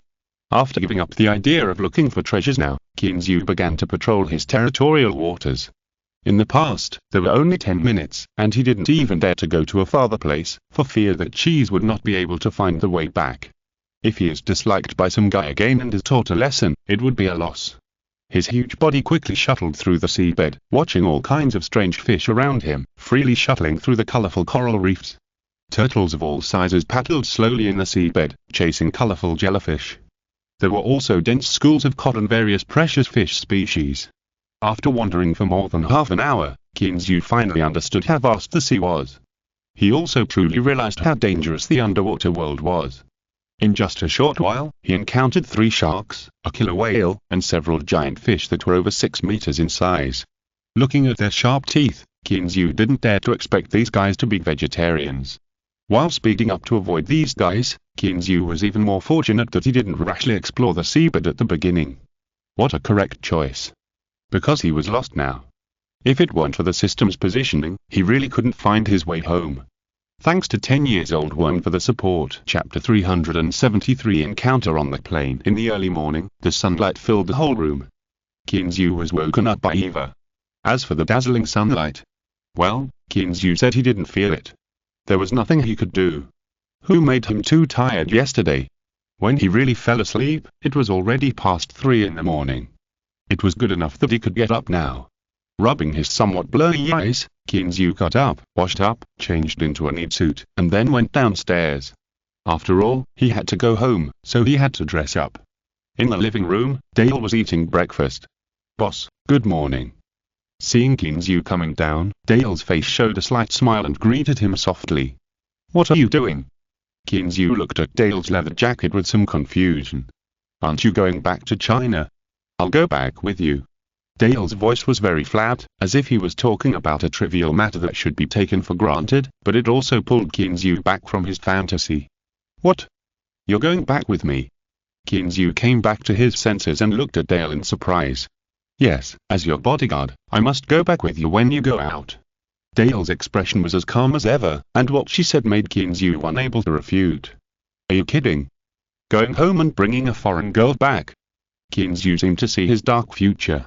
Not to mention what his parents think, the gossips in the village are enough for him to bear. Besides, he will definitely go to find Zhu Mengyu when he goes back. Taking this woman to pick up girls? Is this appropriate? After thinking for a while, Qinzhou looked at Dai, who was still eating breakfast with her head down, coughed twice, and tried to persuade her, saying, "Well, Dai, look, I'm going back to China, right? There shouldn't be any danger in China, right? I've lived in China for more than 20 years, and nothing dangerous has happened." Dai's expression remained unchanged, but she stopped what she was doing, looked up at Qinzhou, and said seriously, "Boss, you are now a billionaire, how can you be the same as before? And you only have one life, are you really sure you don't need me to follow you?" This, well, although he didn't want to admit it, Qinzhou knew that he was really moved by what Dai said. Yes, his identity is different now, and there must be many people in his family who know that he has made a fortune. Will China be as safe as before? Especially Dai's last sentence, which deeply moved Qinzhou. Yes, life is only once. If something unexpected really happens, it will be too late for him to regret it. "Dear, you should take your sister with you, so that I can feel more at ease." Eva came out of the kitchen and persuaded him. "Okay, let's go together. Don't you want to pack your things?" After thinking for a long time, Qinzhou decided to take Dale with him. At most, people would look at him with strange eyes for a few days. What's there to be afraid of? After breakfast, Dale drove the McLaren with Qinzhou, and the two set off for New York. As for the house, Eva took care of it. Qinzhou believed that nothing would go wrong. After all, ranches are different from other industries. As long as there is no large-scale death of cattle and sheep, there will be no big problem. Soon, McLaren brought the two to New York and parked the car in the airport parking lot. The two found a restaurant casually, and after lunch, Qinzhou took Dale on the plane. Just like the last time he sent Zhu Mengyu back to China, Qinzhou just showed his Centurion card and was politely taken to the plane. After finding a window seat and sitting down, Qinzhou began to look around. Speaking of which, this was Qinzhou's second time on a plane, so he seemed particularly curious. The ticket was booked for first class, but when Qinzhou asked Jennifer to book the ticket, he didn't say that Dale would follow, so Jennifer only prepared one ticket. So on the way here, Qinzhou called Dale to book another one. Although it was still first class, the seat was not next to Qinzhou. This plane was the famous Airbus A320. Although the first-class cabin was decorated more luxuriously, it seemed empty because it was not time to board the plane yet. There was nothing special. Oh, except for the stewardesses. However, although I heard that the stewardesses of American Airlines were not very good-looking, Kinzu didn't expect them to be so ordinary. This is still an international flight. What would it be like if it was a domestic flight? Could it be that they were really armed level? Shaking his head, he thought he could have a romantic encounter like in the novel, but it seemed impossible. So Kinzu looked at it for a while, and then he closed his eyes without any interest and began to rest his mind. In fact, he originally wanted Jennifer to book an Airbus A380. He heard that there were suites on it that were more luxurious than the first-class cabin. How could he not be extravagant when he had money? Unfortunately, today's flight did not have this large aircraft, so he had to cancel it helplessly. He didn't want to delay another day because of his enjoyment. Enjoyment is secondary, and his time is also precious. Not long after, the time to board the plane had arrived, and the cabin began to become lively. Even in the first-class cabin, many passengers got on. With a familiar fragrance blowing in his face, Kinzu felt that someone sat down on the seat next to him. A head of wavy brown hair was casually scattered behind him, with a mask on his face and a wide-brimmed hat on his head. It was hard to tell what this person looked like. Kinzu secretly looked at her and smelled the familiar perfume in the air, but he had a strange feeling. Did he seem to know this woman? Chapter 374 Autism. Just when Kinzu was puzzled, the woman sitting next to him took off her mask, revealing a slightly haggard face. Christine? Why are you here? When Kinzu saw the familiar face of the woman next to him, he couldn't help but exclaimed. Fortunately, he also knew that this was a public place, and subconsciously lowered his voice. Even so, it still aroused the vigilance of Dale not far away. Seeing Dale get up and come over here, Kinzu waved at her, indicating that he was fine. Then he looked at Christine, who looked a little haggard beside him, with a puzzled look, waiting for her answer. Christine was obviously a little surprised. She didn't expect to meet this man on a plane. If it weren't for the fact that she booked today's plane at the last minute, she would really doubt whether Kinzu approached her deliberately for other purposes. Clean, you don't accompany your two girlfriends, are you going home? Waving at her bodyguard not far away, Christine also looked at Kinzu curiously. Although her face was a little haggard, it was still difficult to hide her pretty face. Well, I'm going back to my hometown. Where are you going? Why do you look so haggard? Kinzu was very curious about what this Hollywood star was doing in China. And the last time they met, this woman was still very proud. Why did you become like this now? Hearing Kinzu's question, Christine's originally somewhat excited mood suddenly became a lot weaker. After hesitating for a moment, she still said, I'm going to China to deal with something. What's wrong? Is it serious? Do you want my help? It can be seen that this woman has encountered a lot of troubles. Although he is a little unhappy that this girl came to his corner, Kinzu is still very concerned about her problems. Seeing Kinzu's concerned eyes, even if Christine is jealous of Kinzu's luck in love, she still honestly tells the story. Well, it's nothing. I just had a car accident a few days ago. Car accident? Are you okay? Are you not injured? Before Christine can continue to speak, Kinzu became nervous. Car accident? What's going on? It's okay, Clean, don't worry. If I have any problems, I won't be able to talk to you face to face. Christine smiled bitterly and shook her head. She looked at the little girl in the nanny's arms in the front seat and said, no one was injured, but the child was frightened and hasn't recovered yet. Child? How is it? Didn't you go to the hospital? Following Christine's gaze, Kinzu could only see a woman holding a child. He couldn't see the specific appearance, but judging from the size, the child was probably about 5 or 6 years old. I went to all the major hospitals in New York, but it was useless. The doctor said it was autism, but how could that be possible? She was still very lively a few days ago. When she said this, Christine's voice was a little choked. It can be seen that she cares about this child very much. Because of this, Kinzu's heart was even more confused. Whose child is this? Why does she care so much? But looking at her current state, it is obviously not the time to ask this question, so Kinzu had to comfort her softly beside her. After a long time, Christine's mood returned to normal. She smiled at Kinzu embarrassedly and said, Clean, I'm sorry to make you laugh. I've been under too much pressure these days and almost broke down. It's okay, just cry it out. Kinzu stared at Christine's pretty face with tears in her eyes, and was a little crazy for a while. To be honest, Kinzu always felt that the most beautiful moment of a woman was that expression of tears in her eyes. That kind of charming and smiling expression was so touching and amazing. It was not until Christine next to him turned her head away because she couldn't bear Kinzu's fiery eyes that he woke up and felt a little throbbing in his heart. What happened to him? It's not like he had never seen a woman before. Why would this happen now? This is good. His image in this woman's heart, which was already bad, is even more ruined. Thinking of this, Kinzu quickly changed the subject and said, "By the way, Gary, you said your child has autism? Then why did you go to Waxia? Aren't you going to see the child?" "Yes, I have to see the child. I went to Waxia this time to find a doctor. No matter what the cost, I must cure Shirley." The determination in Kristen's words moved Kinzu. Could it be that this Shirley is her own child? I haven't heard that Kristen got married. But this question is obviously not suitable to ask now, and he was also aroused by Kristen's words.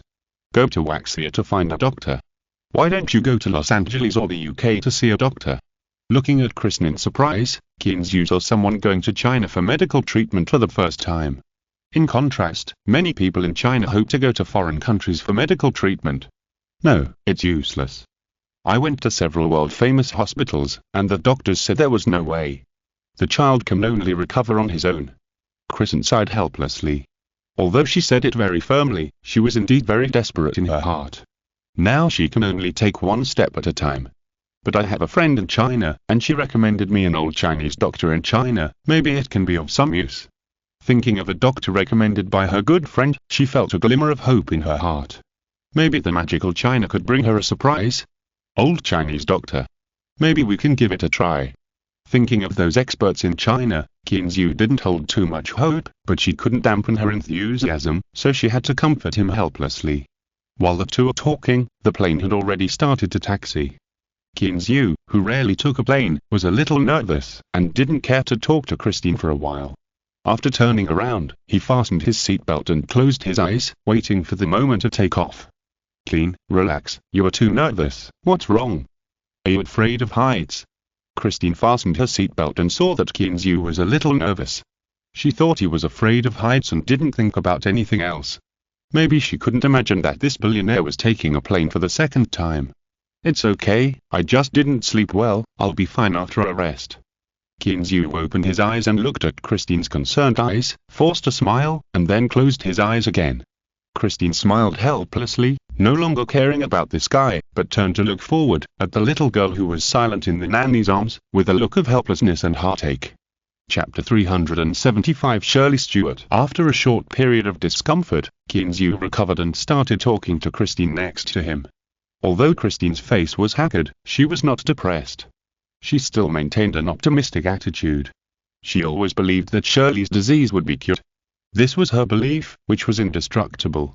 After more than 10 hours of flight, the plane finally landed smoothly at Jiangnan International Airport at around 1:00 p.m. Kinzu's heart was finally put back in his stomach until his feet stepped on the ground. Finally, they landed. After getting off the plane, Kinzu met up with Dale, and Christine also met up with the nanny and bodyguard. Kinzu saw for the first time the little girl called Shirley by Christine. To his surprise, this little girl called Shirley was actually a Chinese with black hair, black eyes and yellow skin. She was about 5 or 6 years old, wearing a pink princess dress, and her black hair was combed into 2 ponytails, which swayed behind her head, which was very cute. Moreover, her pink little face was rosy and chubby, which made people want to pinch it. She looked like a cute little princess. However, the expression on the little girl's face was not as lively and cute as that of a little princess.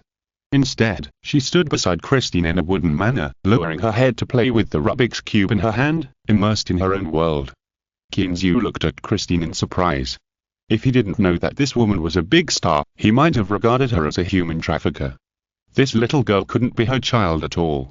Christine didn't see Kinzu's gaze. Since she got off the plane, she put on a mask and went directly to the little girl and held her little hand. "Shirley, be obedient, hold your mother's hand, and don't get lost, okay?" The little girl just glanced at her lightly, without saying anything or making any other movements. She was still immersed in her own world and couldn't extricate herself. Just this one look made Christine, a big Hollywood star, a little excited. Although it was just a faint glance, it was enough to surprise her, and she almost couldn't help crying. It had been several days, and this was the first time the child responded to what she said. Was it because of coming to China? Thinking of this, Christine couldn't help it anymore, picked up the child and walked quickly towards the exit, not even caring about the nanny and bodyguards around her, let alone Qin Zhu, an outsider. Qin Zhu didn't mind, he could understand Christine's current mood, and followed the others to the exit, but his heart was full of doubts and confusion. When they were almost at the exit, Qin Zhu finally couldn't help it. He took a few quick steps forward and came to Christine's side. He looked at the silent little Chinese girl lying quietly in her arms and asked, "Chris, who is this?" Hearing Qin Zhu's voice, Christine came back to her senses and stopped embarrassedly. She looked at Qin Zhu with a slightly embarrassed look on her face. "Qin, I'm so sorry. I forgot everything else when I saw Shirley." Then he lowered his head and kissed the little girl's pink face gently. He introduced to Qin Zhu with a smile on his face, "Look, this is Shirley Stewart, my little baby." Qin Zhu looked down at the silent little girl in Christine's arms and greeted her softly, "Shirley. What a nice name." "Hello, I'm your Uncle Qin." Christine also looked at her daughter with expectation, hoping for a response, but unfortunately, it didn't matter. She looked at Qin Zhu with some disappointment and said apologetically, "Qin, I'm so sorry. This child has ignored everyone since that day." But before she finished her words, Shirley moved slightly in her arms, raised her head, and showed her cute little face. After a moment of silence, she said softly, "Hello, Uncle Qin." The world seemed to stop in an instant. The bodyguard, the nanny, Christine, and even Qin Zhu all stopped the moment they heard the voice. Time seemed to have ceased to exist, and the endless stream of people around them also seemed to have ceased to exist.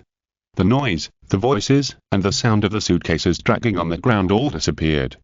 This small space seemed to be isolated from the world. It was silent. Everyone kept hearing the words, "Hello, Uncle Qin." After a long time, Christine looked at Shirley with a trembling voice, "Baby, did Mom hear it right? You finally spoke.